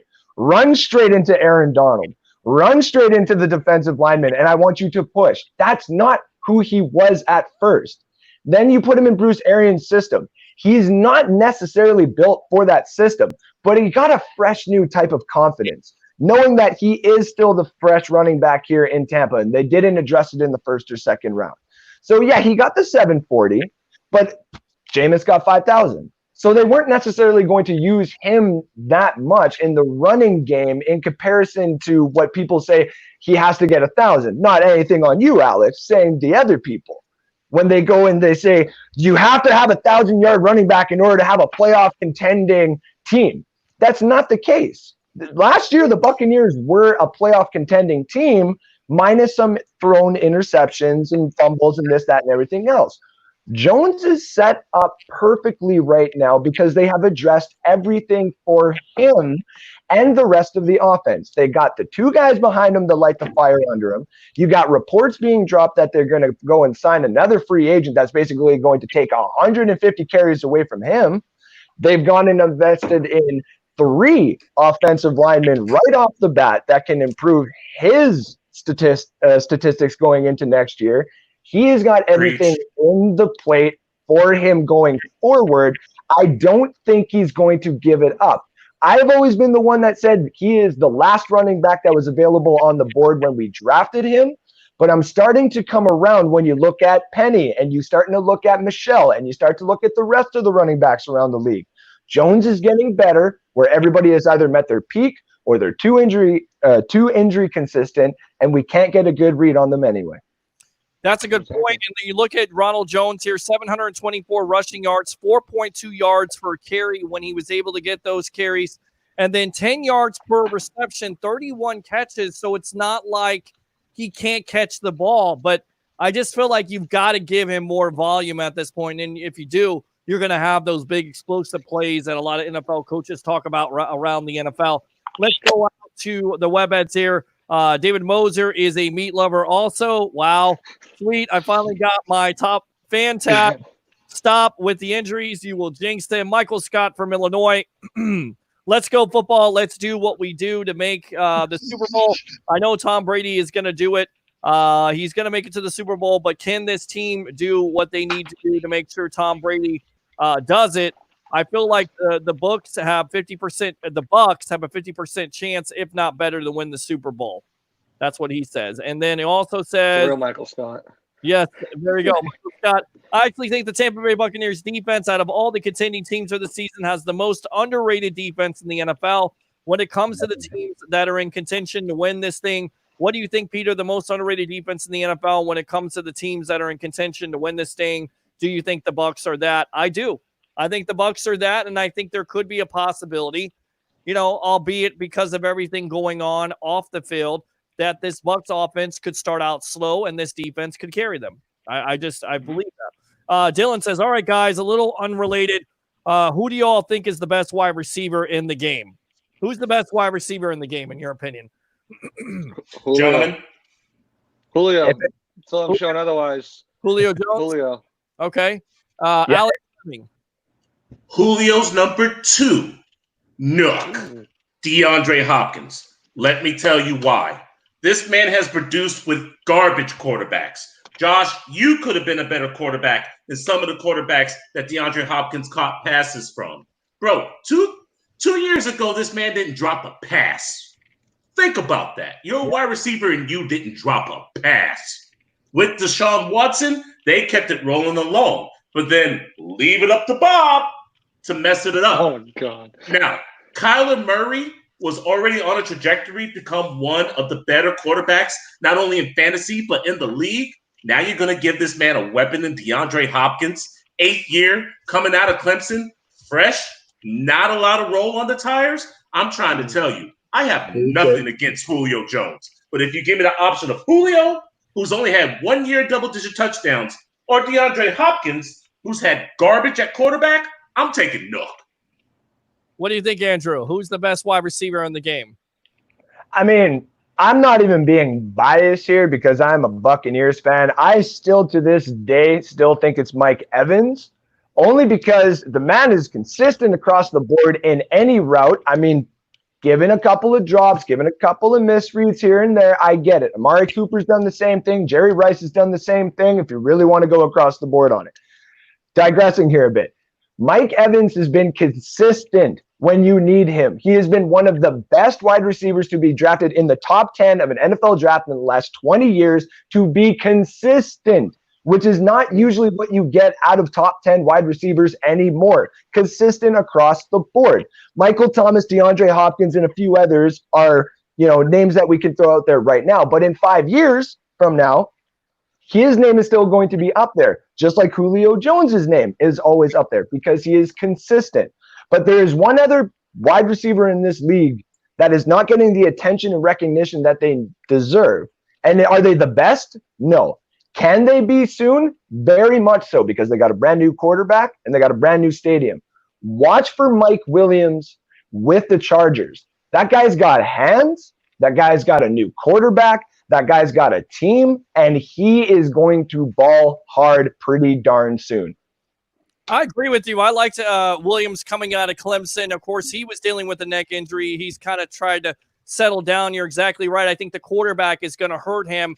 Tyrod Taylor, I'm sorry, Alex, you're going to owe me wings on this. He's going to be replaced by Justin Herbert, and that's going to affect his production. But I agree with you. Mike Evans, 6,000-yard seasons, the only player to do that in NFL history to start out his career. Randy Moss, who's in the Hall of Fame. I definitely think you could put Evans up there as one of the great wide receivers. I kind of agree with Alex on this, though. DeAndre Hopkins, to me, is number one. But Mike Evans is not too far behind. And let me tell you something. Everybody talking about all these wide receivers, but who was the breakout wide receiver for the Tampa Bay Buccaneers? Could have another great year, monster year. Chris Godwin. Chris Godwin.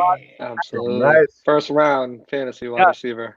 Absolutely. Where do you rank Chris Godwin here, Alex Fleming, early in this process of fantasy football? Fantasy? Yes. Number 9. Okay. Chris Godwin, Mike Evans, the dynamic duo. 8, 9, 9, 8. Take it what you will. Take it what you will. Whether you want Mike Thomas because he gets all the receptions and he's the only target on that team, basically. Then you got to thank Tyreek Hill because he's got Patrick Mahomes.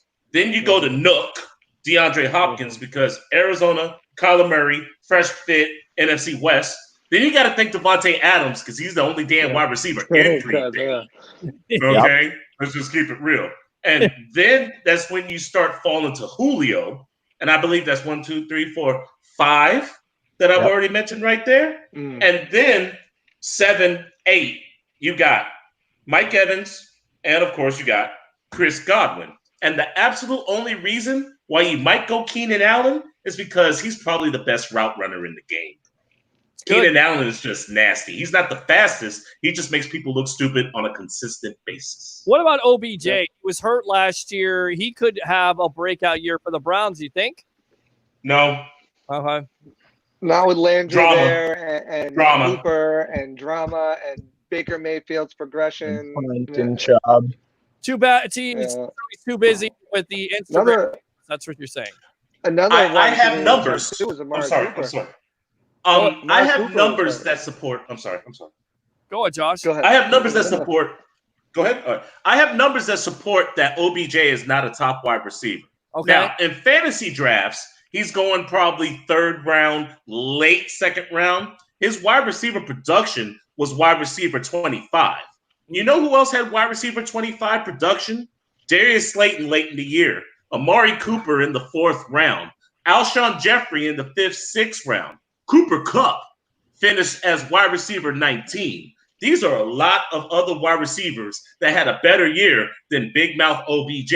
Plus, you got to think, Jarvis Landry's eating it, taking away some of his catches. Nick Chubb was the second best running back in the AFC last year, and he doesn't get nowhere near the love that he deserves. Plus, you got to think about Kareem Hunt. Bro, Kareem Hunt, healthy, full year, not suspended, not a field goal kicker. He's going to be taking away some of the receptions from OBJ as well. Right now, OBJ is a threat that if you play man coverage and get in his head, he's gone. And not to mention a little guy named Austin Hooper, who they signed to a big contract this year as well. No, I forgot about him for the Browns. So that's what I'm saying, though. It may open up for OBJ. He's got the talent. Look, I get the attitude and the antics on and off the field, but he's definitely got the talent to take over some games. I'm just saying, don't rule him out, even with Baker Mayfield here. Let's see. Go Bucs, says Arsenio Davis. Michael wants to talk again. I also think the most overrated defense in the NFL when it comes to all these teams that are in contention to win this thing, Peter, is New Orleans. So both teams in the NFC South, when it comes to talking about this thing, the most underrated defense in the NFL when it comes to teams in contention. Do you guys agree with that? New Orleans is the most overrated defense, or is that just Michael being a fan?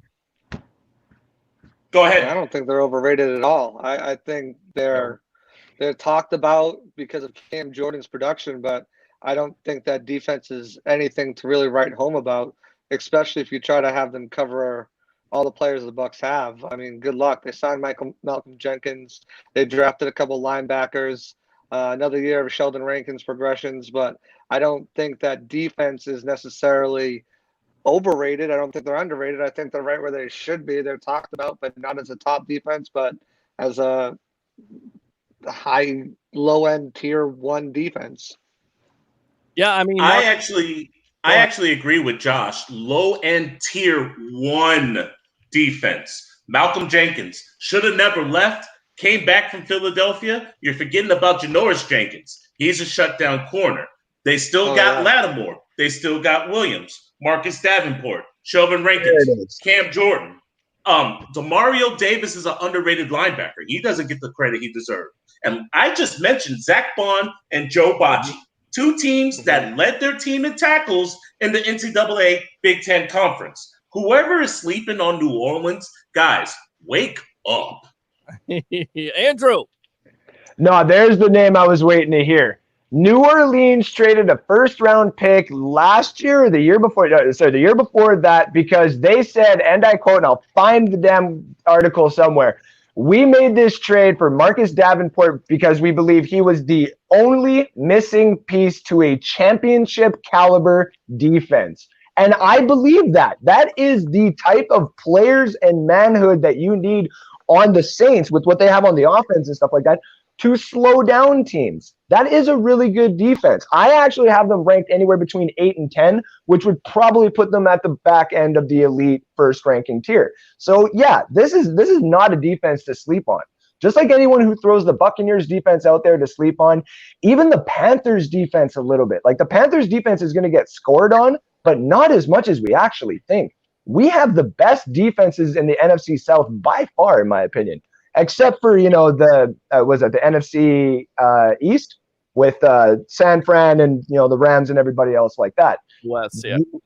Yeah, we have a very good division when it comes to defenses, and we could push them for possibly having the best division with the best defenses.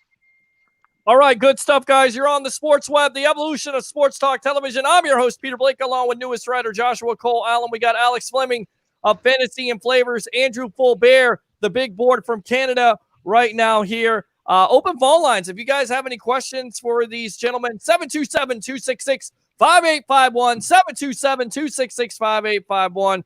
Join the 65,000 following we have here on Facebook. Of course, like, follow, and subscribe on Twitter and YouTube. All right. Uncle Dwayne says, "What's up, Peter H. Blake? How you doing, Uncle D? You're all some Donald Smith. Well, that would be Donovan Smith haters. Donald Smith. I don't know. That's virtual edits. That has to stop. Alex Fleming is confused. Not at all. Donald Smith, the best left tackle the Bucs ever had. I don't know about that, sir. I think it's Paul Gruber, the best left tackle they ever had. Donovan Smith, Donald Smith. We'll let you fly with that. I agree, but durability. I think he's confused. I think he's confused. It's all love here. It's all love here. Best virtual edits video. I agree, but durability is a huge factor. Plenty of better tackles than him, but my point was they were in a corner. When extending him, he was the best option unless they wanted to go and draft and get an elite tackle. Couldn't pass on 45, though. Absolutely. Peter LeBron is better than Jordan. Stop it. Screen game, goodness gracious. Rojo and Vaughn are both tough. They are. All you have to do is enough. Dan Quinn should not have a job, but Gay can't make his kicks. Is that on? Once again, what? You're going back? Okay. Well, let me read these comments, Alex, and then we'll get on your information here. Stand by. Best virtual edits. Jones will be all right. The Bucs will have to get this right. Super Bowl in Tampa. Have to put it on for the city. I just feel like you guys know Jones was not involved in the game plan that much. We passed the ball so much. What's 2020 backwards? Wow, we're getting calls right now. All right, let's go out to the phone lines. Welcome to the evolution of Sports Talk Television. What's your name? Where are you calling from? Hey, this is Matt on call number 2. All right, Matt, what's up? Who said LeBron was better than Jordan? I mean, that's what I'm saying. Matt, it's millennials out there. You've got to teach these millennials. Sorry. That's all right. That's all right, Matt. I watched Jordan take a team that nobody had heard of and turn him into a God's dynasty. He was so good that the other 4 guys sat around there watching him work years. And when he said, I'm going to win a championship, it wasn't like LeBron, where he goes out there to Cleveland, I'm going to win you one, and it takes 5 years to do it. Jordan said, we're going to win. Next year, we're going to win more games than any other team ever did. We're going to do it again. Then we're going to get a 3. And then I'm going to take a vacation. I'm going to go play baseball for a while. You guys work it out. And then he said, well, that wasn't as much fun. He comes back and he says, I'm going to win 3 more, and we're 2 different numbers. You can hang them both up in the jersey rack. That's how you look. That guy was the god. He was defense. He was offense. He could dunk. He could shoot. He could play the game, and he'd get in your head, and he'd tell you, you don't know what you're doing, Stockton. You don't know what you're doing. None of y'all. Reggie Miller, you're not going to get a ring. It's my fault. That's the way it was. Jordan ran the league. Jordan made the rules. When Shaq was great, Jordan was playing baseball. After that, Jordan was back in. Shaq said, oh, shit, I got to get out of this side. I got to go west. That's the way it is. And anybody who thinks LeBron's had that much impact on this league, holy crap. Don't know a damn thing about the game. Yeah! Good job, Matt Cole. Can we give him a clap? Can we give him a clap? Thank you. Thank you. Matt Colson, best call ever here on the Sports Web, and there have been many with you, my friend. Great job bringing it here, the evolution, all right? All right, man. All right, good stuff, man. I love it. I love that passion. What do we say here on the Sports Web? Bring your passion, bring your excitement. Just don't bring any nonsense. Yes. So that whole LeBron is the greatest thing. That's not going to fly on this sports talk show. I'm sorry. And yes, we are Bucs report. We're still talking football. We're still talking about the Bucs. But we can talk a little NBA if you want to. Agenda-free Friday. Absolutely. Alex Fleming, what are you saying? AB is the best receiver? No, he's not saying Mr. Big Chest is the best receiver. No, he's not. I don't think he said that at all. Yeah. No, I didn't hear that. I didn't say that. Yeah, best virtual edits video, Alex Fleming. 3 years ago. Yeah, I was just going to say. No. Well, 2 years ago, actually. 2 years ago, I would have took him, but yeah, no. Yeah. Watch Deontay Johnson from Pittsburgh. Fleming still has not given Peter his wings. He will.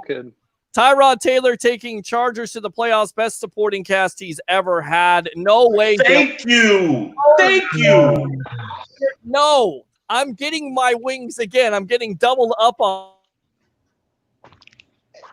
It's too hard of a division, Alex. It's too hard of a division. Watch and see. The offensive line watch still a and see. question mark. On They got this. Trey, Tyler Trey Johnson will be Waynes great. still.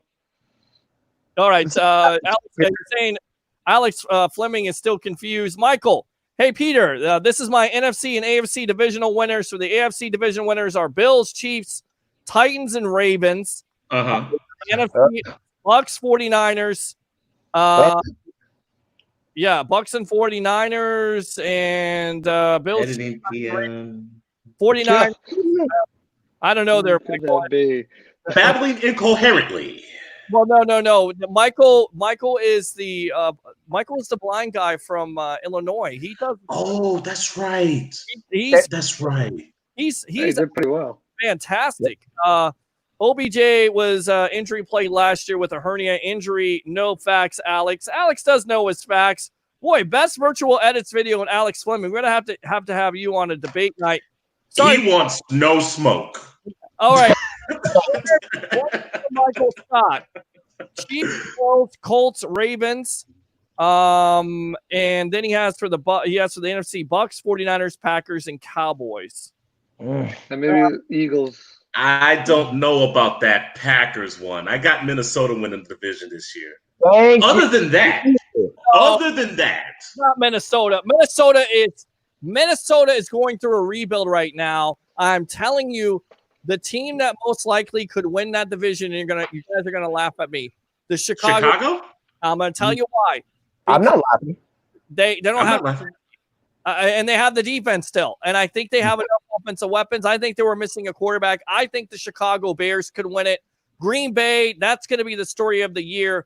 What happens with Aaron Rodgers with, not having a receiver drafted and then Jordan Love looking on, behind his shoulder? Does that become a controversy before it should?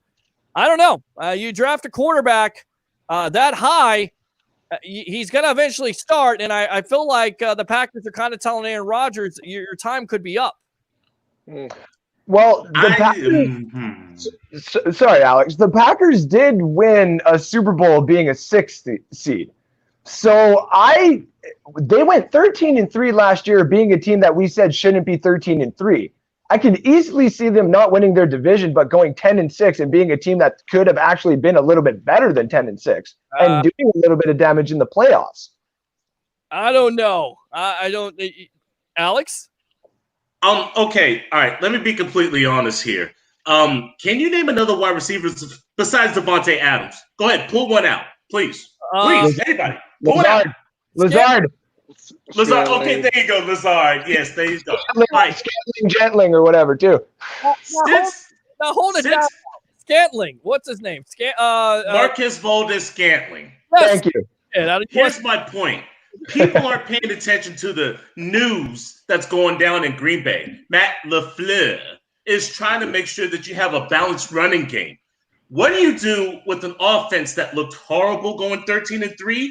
You ground and pound. That's why you have Jones being complimented with A.J. Dillon, that big boy back out of Boston College. Everybody, and I mean absolutely everybody, is sleeping on Jay Sternberger. People don't seem to realize that Jimmy Graham is no longer on that squad, and they have a desperate need at the Green Bay Packers tight end spot. Jay Sternberger is being slept on like a baby on a Sealy Posturepedic. That other tight end they drafted. Yeah, that other tight end that they drafted is the one that I'm not sleeping on. That guy is probably going to be one of the next, I think it was James Johnson, or one of the next great tight ends to come out of Green Bay is going to be that one that James is trying to say. I cannot know how to say his name. Dorgo, something like that. Yeah. Jay Sternberger, second year in the system, Texas A&M. The guy's big, got good hands. I'm trying to tell you. I got Minnesota winning that division. I really, truly do. And this is why. Mitchell Trubisky is garbage. I'm a Chicago guy, and I'm going to say this. Mitchell Trubisky is garbage. Somebody was on meth whenever they picked Mitchell Trubisky over Deshaun Watson and Patrick Mahomes. Yes. It's true. It's true. You had Patrick Mahomes and Deshaun Watson there, man. Well, I don't know. Deshaun Watson, definitely. Patrick Mahomes, no one could have predicted what he became. True. Besides Andy Reid, I guess. Well, to be fair, look, Deshaun Watson in college won at the highest level. He beat Alabama. So I don't really understand why he dropped. And then on top of it, Mahomes coming out of, I'm trying to think, Texas Tech, Raider Rash. 21 touchdowns. And people say, well, that's a part of the system, the air raid system. Hello? No. Let's stop that noise right now. He threw for 5,000 yards and 40 touchdowns his senior year. People need to stop that noise. People thought it was the system under Cleve Kingsbury.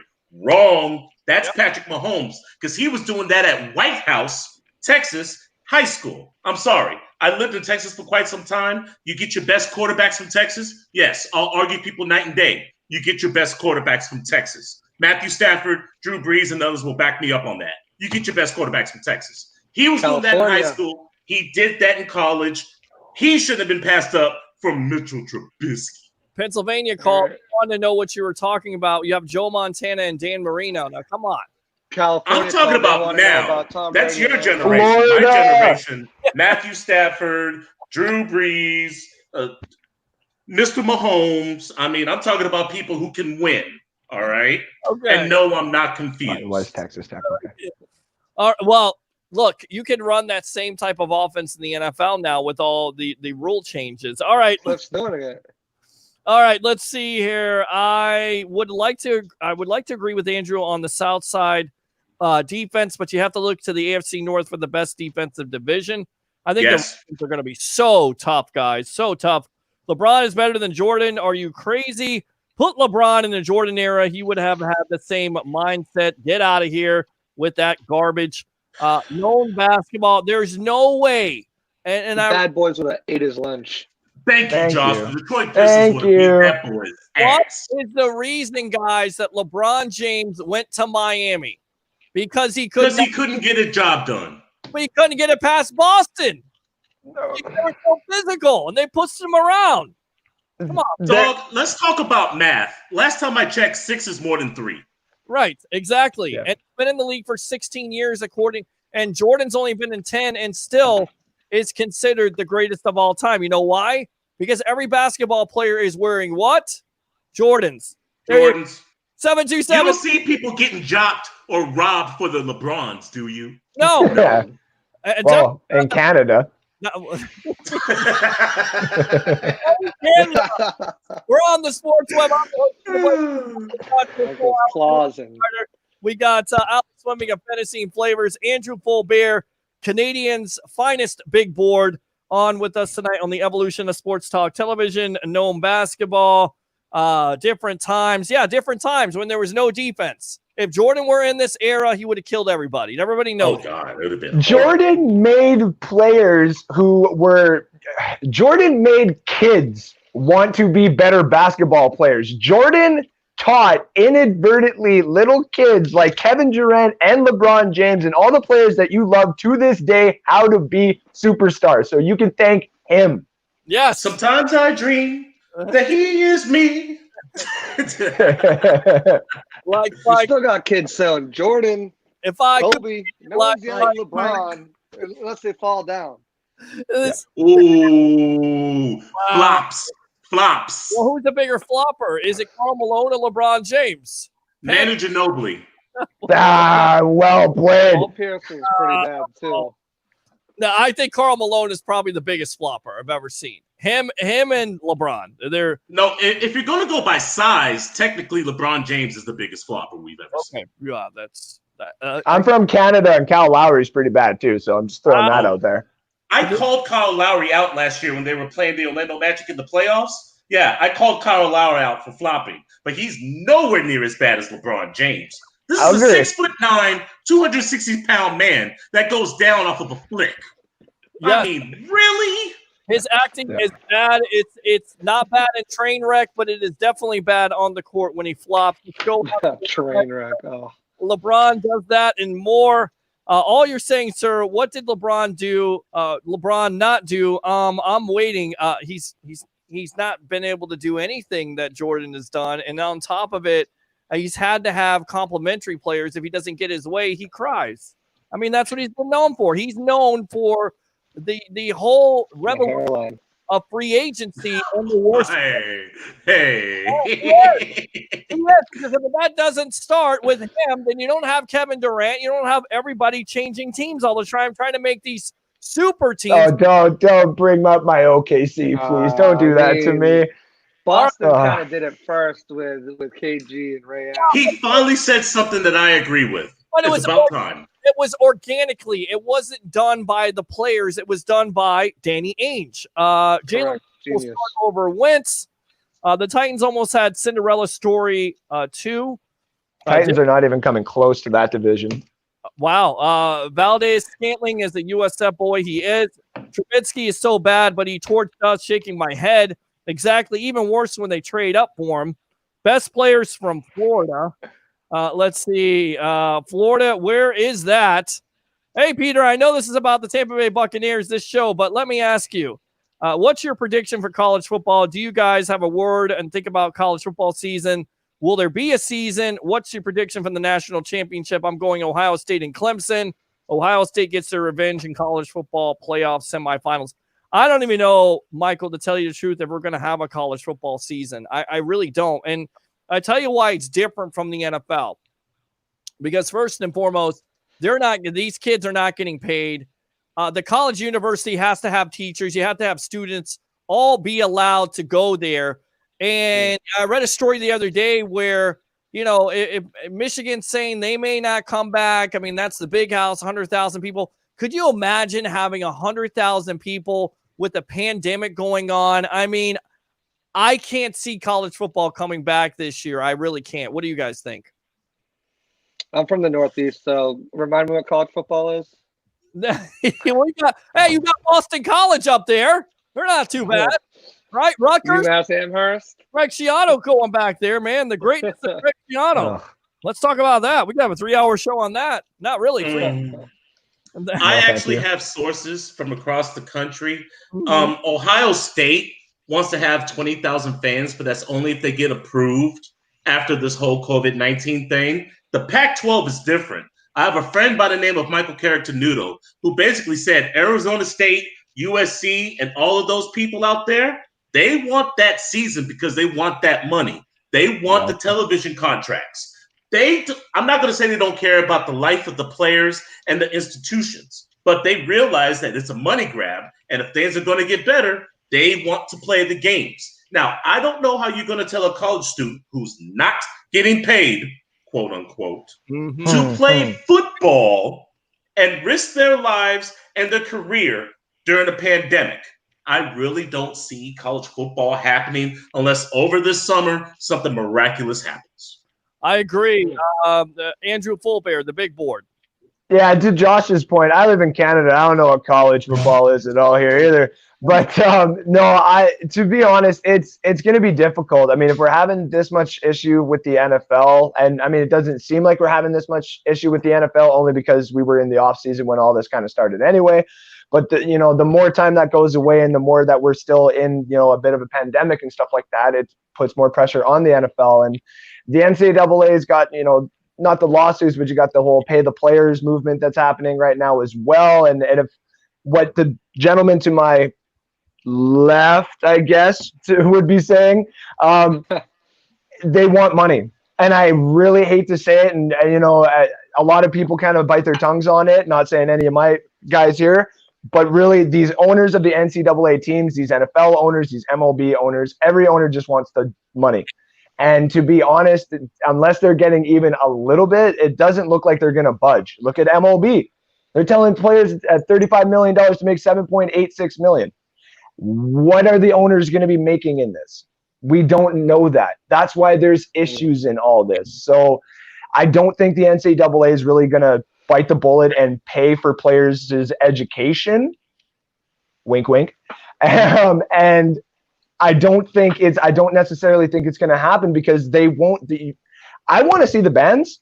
I like listening to the band when they play the games and stuff like that. If they keep the band out, then you got to keep the fans out, right? So you can't have these NCAA games when it's more of a culture than a game. There's a history to the college games that you can't really mess with, whereas the NFL, you are paid to go and do a job, so therefore you can alter it a little bit. That's what everybody's job does. Yeah. Let's see. Ethan says truly excited for the preseason with the depth we have. I'm anxious to see who wants to fill the next man up role, become the next starter, wide receiver, defensive back, running back should be fun to watch. Not to mention, of all the positions, we finally get to see what Ryan Griffin is. Gary Jajora says never give up. Thanks a lot. Sean Osborne, which would be Ozzy the Sports Junkie, says Viva La Sports Web. And Danny Nicole, thanks a lot for tuning into the evolution of Sports Talk Television. We have goals together.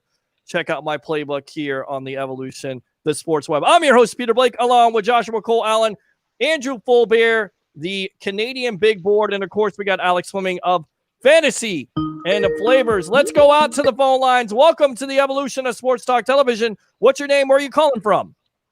I'm calling from Pittsburgh. Johnny D. Johnny. What's up, man? Johnny D. I'm going to chime in on this college football thing. They have constantly said here in Pittsburgh that Pitt wasn't going to start unless the school could open. Now, they just said today that they were going to start practice here at the end of June for the Pitt University. And the thing here is universities in this country get a large percentage of their funding from the college football program. So with the COVID around, finances down, they're going to rely heavily on that college football money in order to keep the schools going. A lot of schools have already closed doors. Yeah, I mean, I think that's what it comes down to, and I think it's totally different from the NFL. I think we lost Andrew Fulbear, so we'll get him back on here. Hold on a sec. Let's go ahead and get him back on. There we go. We got him back on. I agree with you on this. I think it's a totally different situation, and with these big stadiums with all these fans, I cannot see any social distancing going on. I feel like if you look across the country, as much as everybody wants to go back to normalcy, you still see people really not taking it seriously with the social distancing thing, and you don't want to see a spike. I know for the fact that they took half the seats out of Pitt Stadium. So wow. Well, and they've got robots here now sanitizing the stadiums. Okay. Well, there you go. Drones coming down with. Yep, there's drones coming down. Anything else, Johnny Dean? That's it right now, bud. All right, boss. Thanks a lot. There you go. Let's go ahead and read these comments, and then we will get. Oh, actually, we'll probably end the show. A 3-hour tour. Absolutely, it has been. Why does everything have to be in Florida? Can they go to New York or something? Why bring the NBA here? All college players get paid D1. Laugh out loud. No, they don't. Bill Russell better than Jordan than Peter. Come on. Hey, Peter, also another thing about LeBron James is Michael Scott. I don't know if you guys heard the song that they made for him when he had left Cleveland. There's a guy that made a funny song. It was called LeBron James is a Bitch. I guarantee you. Damn, Peter, dropping that sauce. No, boss, I love you guys. You guys do a great job. You guys heard the song made. He left Cleveland, made a funny song. It was called LeBron James is a bitch. Sauce on those wings. I'll tell you what, Michael Scott, nobody ever come after Michael Scott because you have to come for me. I love that guy. He's definitely full of passion. Comparing rings, let's be real. Pitt is now planning to start practices soon, but they are holding out on fully committing to a season until the schools restart. Best virtual edits video. Major League Baseball won't be playing. Owners too damn greedy, won't pay minor league players. They're losing their careers. Greedy owners, shaking my head. I agree with that. Just to echo something real quick that Alex said yesterday on his show, I believe it was yesterday. These are the boys of summer. They should have been playing outside already. Face mask, social distancing, just don't spit, and you guys should be fine. Spread out on the bench, make the bench longer. You have the capability of that. You're not playing with fans in the stands. Alex hit that home yesterday, and I completely agree. Why haven't they been playing already? There's not like – I just don't get it. I'll give you the case because they agreed the players to a lesser salary, and now the owners are greedy and coming back and saying, look, we're going to play even shorter season, and we want you to take less money. And then you go out there and have a risk of getting something that you have no cure for. If I'm the players, I'm going home and saying, screw it. If you guys are going to do this to me. From the get-go, though, they could have been playing. They're outside. They're already social distancing. You know, the closest you're getting is from the batter to the catcher. You spread them out on the bench. You open up those seats on first and third baseline so they can sit 6 feet apart, still communicate, wear a mask. Korea's doing it. I just don't understand why they didn't start. Go playing tell that right to away. hockey players, though. How the heck are hockey players not going to spit on the ice? That's what I'm saying. I want to say What thank you to Joshua Cole Allen for just completely quoting me on my show yesterday. Damn. There you watch, man. Got to support the fam. I'm going to tell Hells you, yeah. this collection right here, we got to do this again. This has been fun. We all need to sit down for wings that Alex is going to buy for me. I've already said if the Buccaneers are going to the Super Bowl, I already got my car ready. Like, if the border's open, I'm driving straight down to Tampa. I'll sleep on the beach. I don't give a darn. I am coming down, boys, and we are partying if they're hosting that Super Bowl. This is what's going to happen. Okay. Peter's going to get his wings week 1 for the whole San Francisco not taking Brandon Ayuk first. You won that. You got that. I'm going to get my redemption song at the end of the season when the Los Angeles Chargers are the number 7 seed and Peter mad as hell. Ooh. Ooh. All right. They would just abandon that song like that by moving to Los Angeles. Oh, there you go. Let's see. Ryan Griffin collecting that paycheck. That's all that matters. Not going to make the team. No, man. No. Andrew, what time is it in Canada? Right now it is 10:05 p.m. in Canada right now. Nice. All right. About what time? You all got LeBron messed up. Dude, the struggle. I'm not hearing none of it. Michael Scott, it's so damn funny. It says something funny like he and his Miami boyfriends. It's also said something about Delonte having fun with LeBron James's mom. Michael Scott providing shade tonight. I love it. I love Michael Scott. I'm a big Michael Scott fan. Alex never bought you wings yet. He will. There's a lot of ball touching in baseball, but to your point, the stands are always half empty for baseball anyway.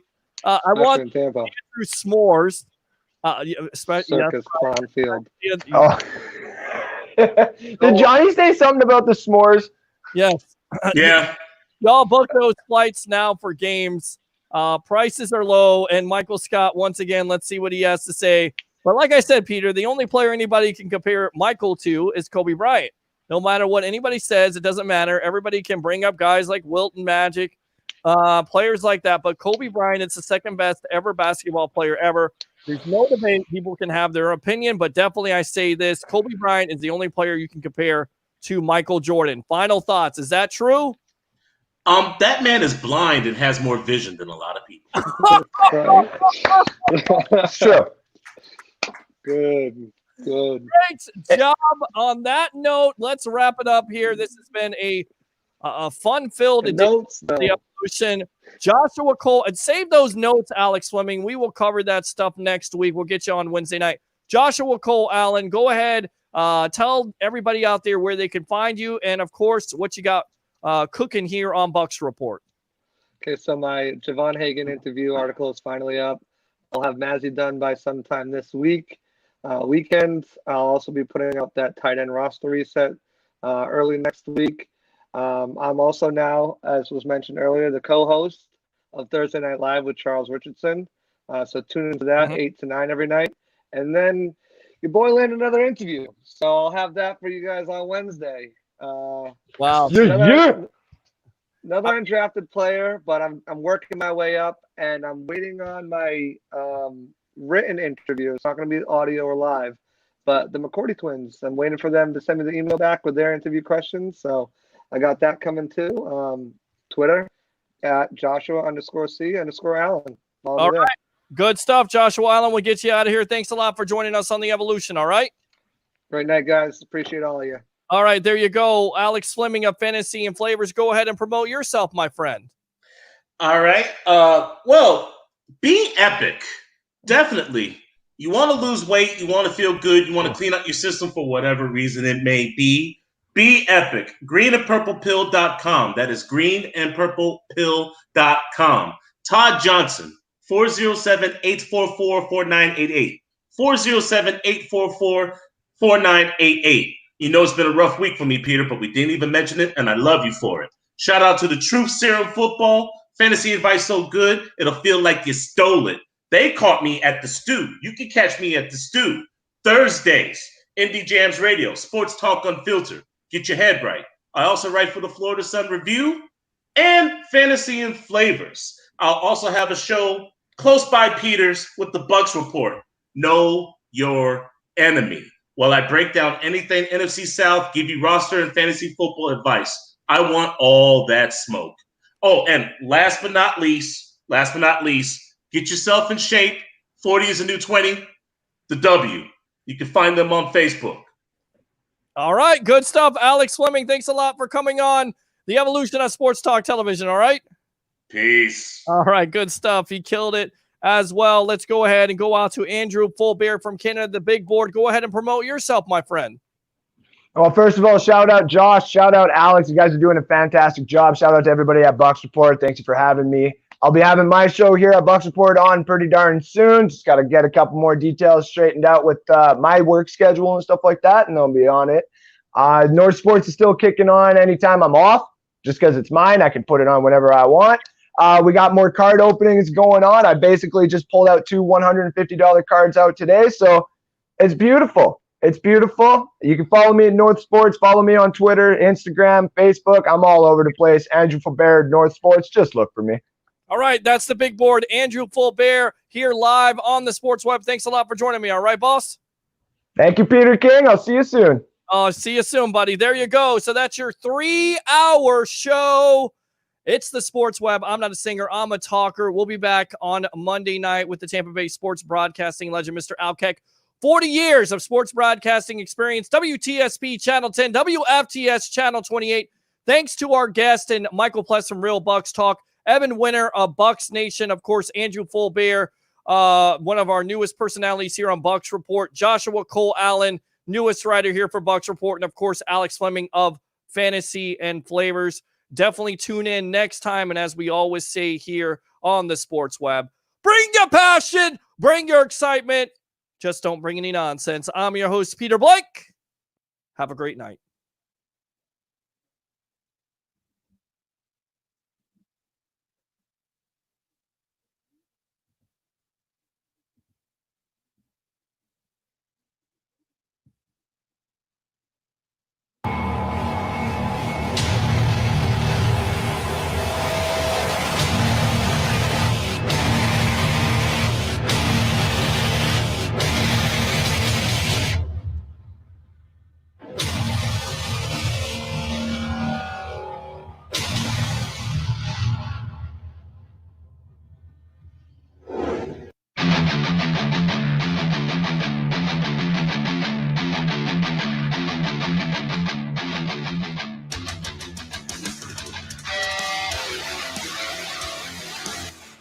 You're now in the Sports Web, a sports talk show for the hardcore fan. Bring your passion, bring your excitement, just don't bring any nonsense. At Life's a Beach Realty, we're all about life on the beach. Stunning Panama City Beach and one of the most beautiful properties on the Gulf Coast, shores of Panama. Radiant, elegant, and spectacular. Steps away from white sugar sand. Every room overlooks the turquoise of the Gulf of Mexico. Come in for your tour today. Life's a Beach Realty is your gateway to shores of Panama, the shores, and a whole lot more.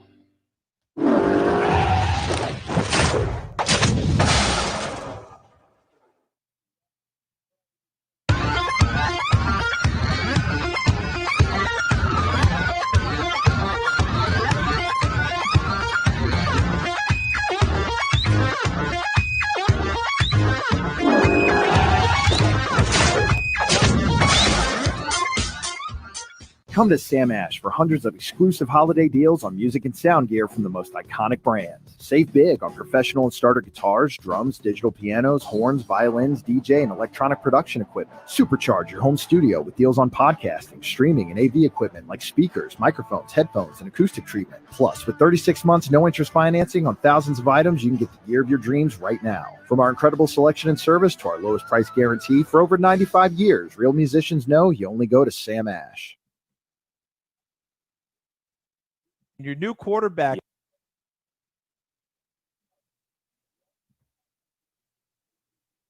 in town. You already gave him your number, and he's running sessions, and he's got shoulder pads and helmets on, and I'm looking at other guys in shoulder pads and helmets.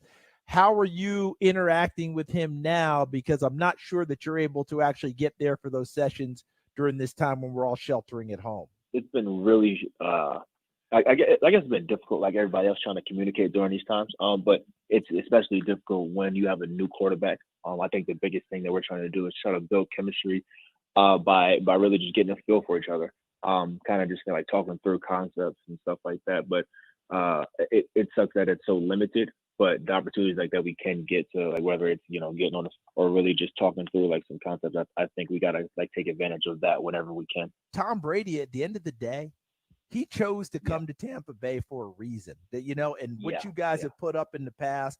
I know that Jameis gets kind of shunted to the side because Tom Brady's there, but you guys put some work in. You put some numbers up, and Tom Brady said he wanted to be a part of that. Yeah, and that's 100%.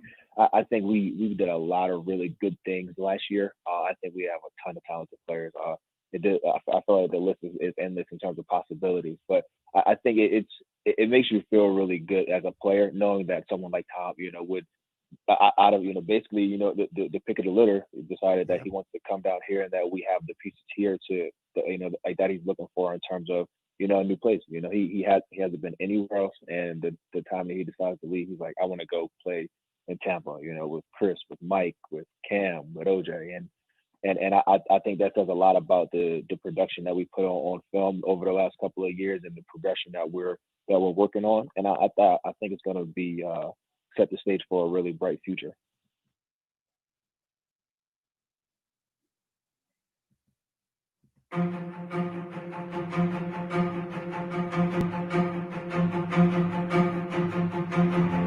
Realizing my potential has been what my career has been all about.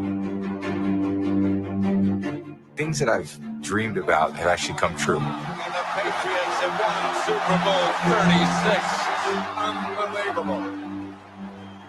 Things have happened in my life as I kind of hoped they would happen. It's been, just a complete evolution. How I just kept kind of fighting and clawing to continue to power forward. You just keep putting one foot in front of the other, and you keep trying to make progress. So when I look at over 20 years, I look how far I've come. But there's not one step that I took where I realized, look how far I've come.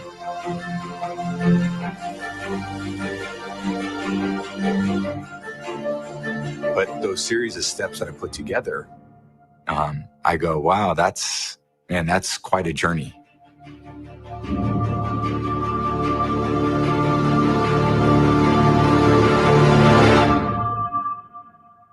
My dad had a heart attack at 56 years old. He passed away at 63, and his main problem was high cholesterol. That was the main problem.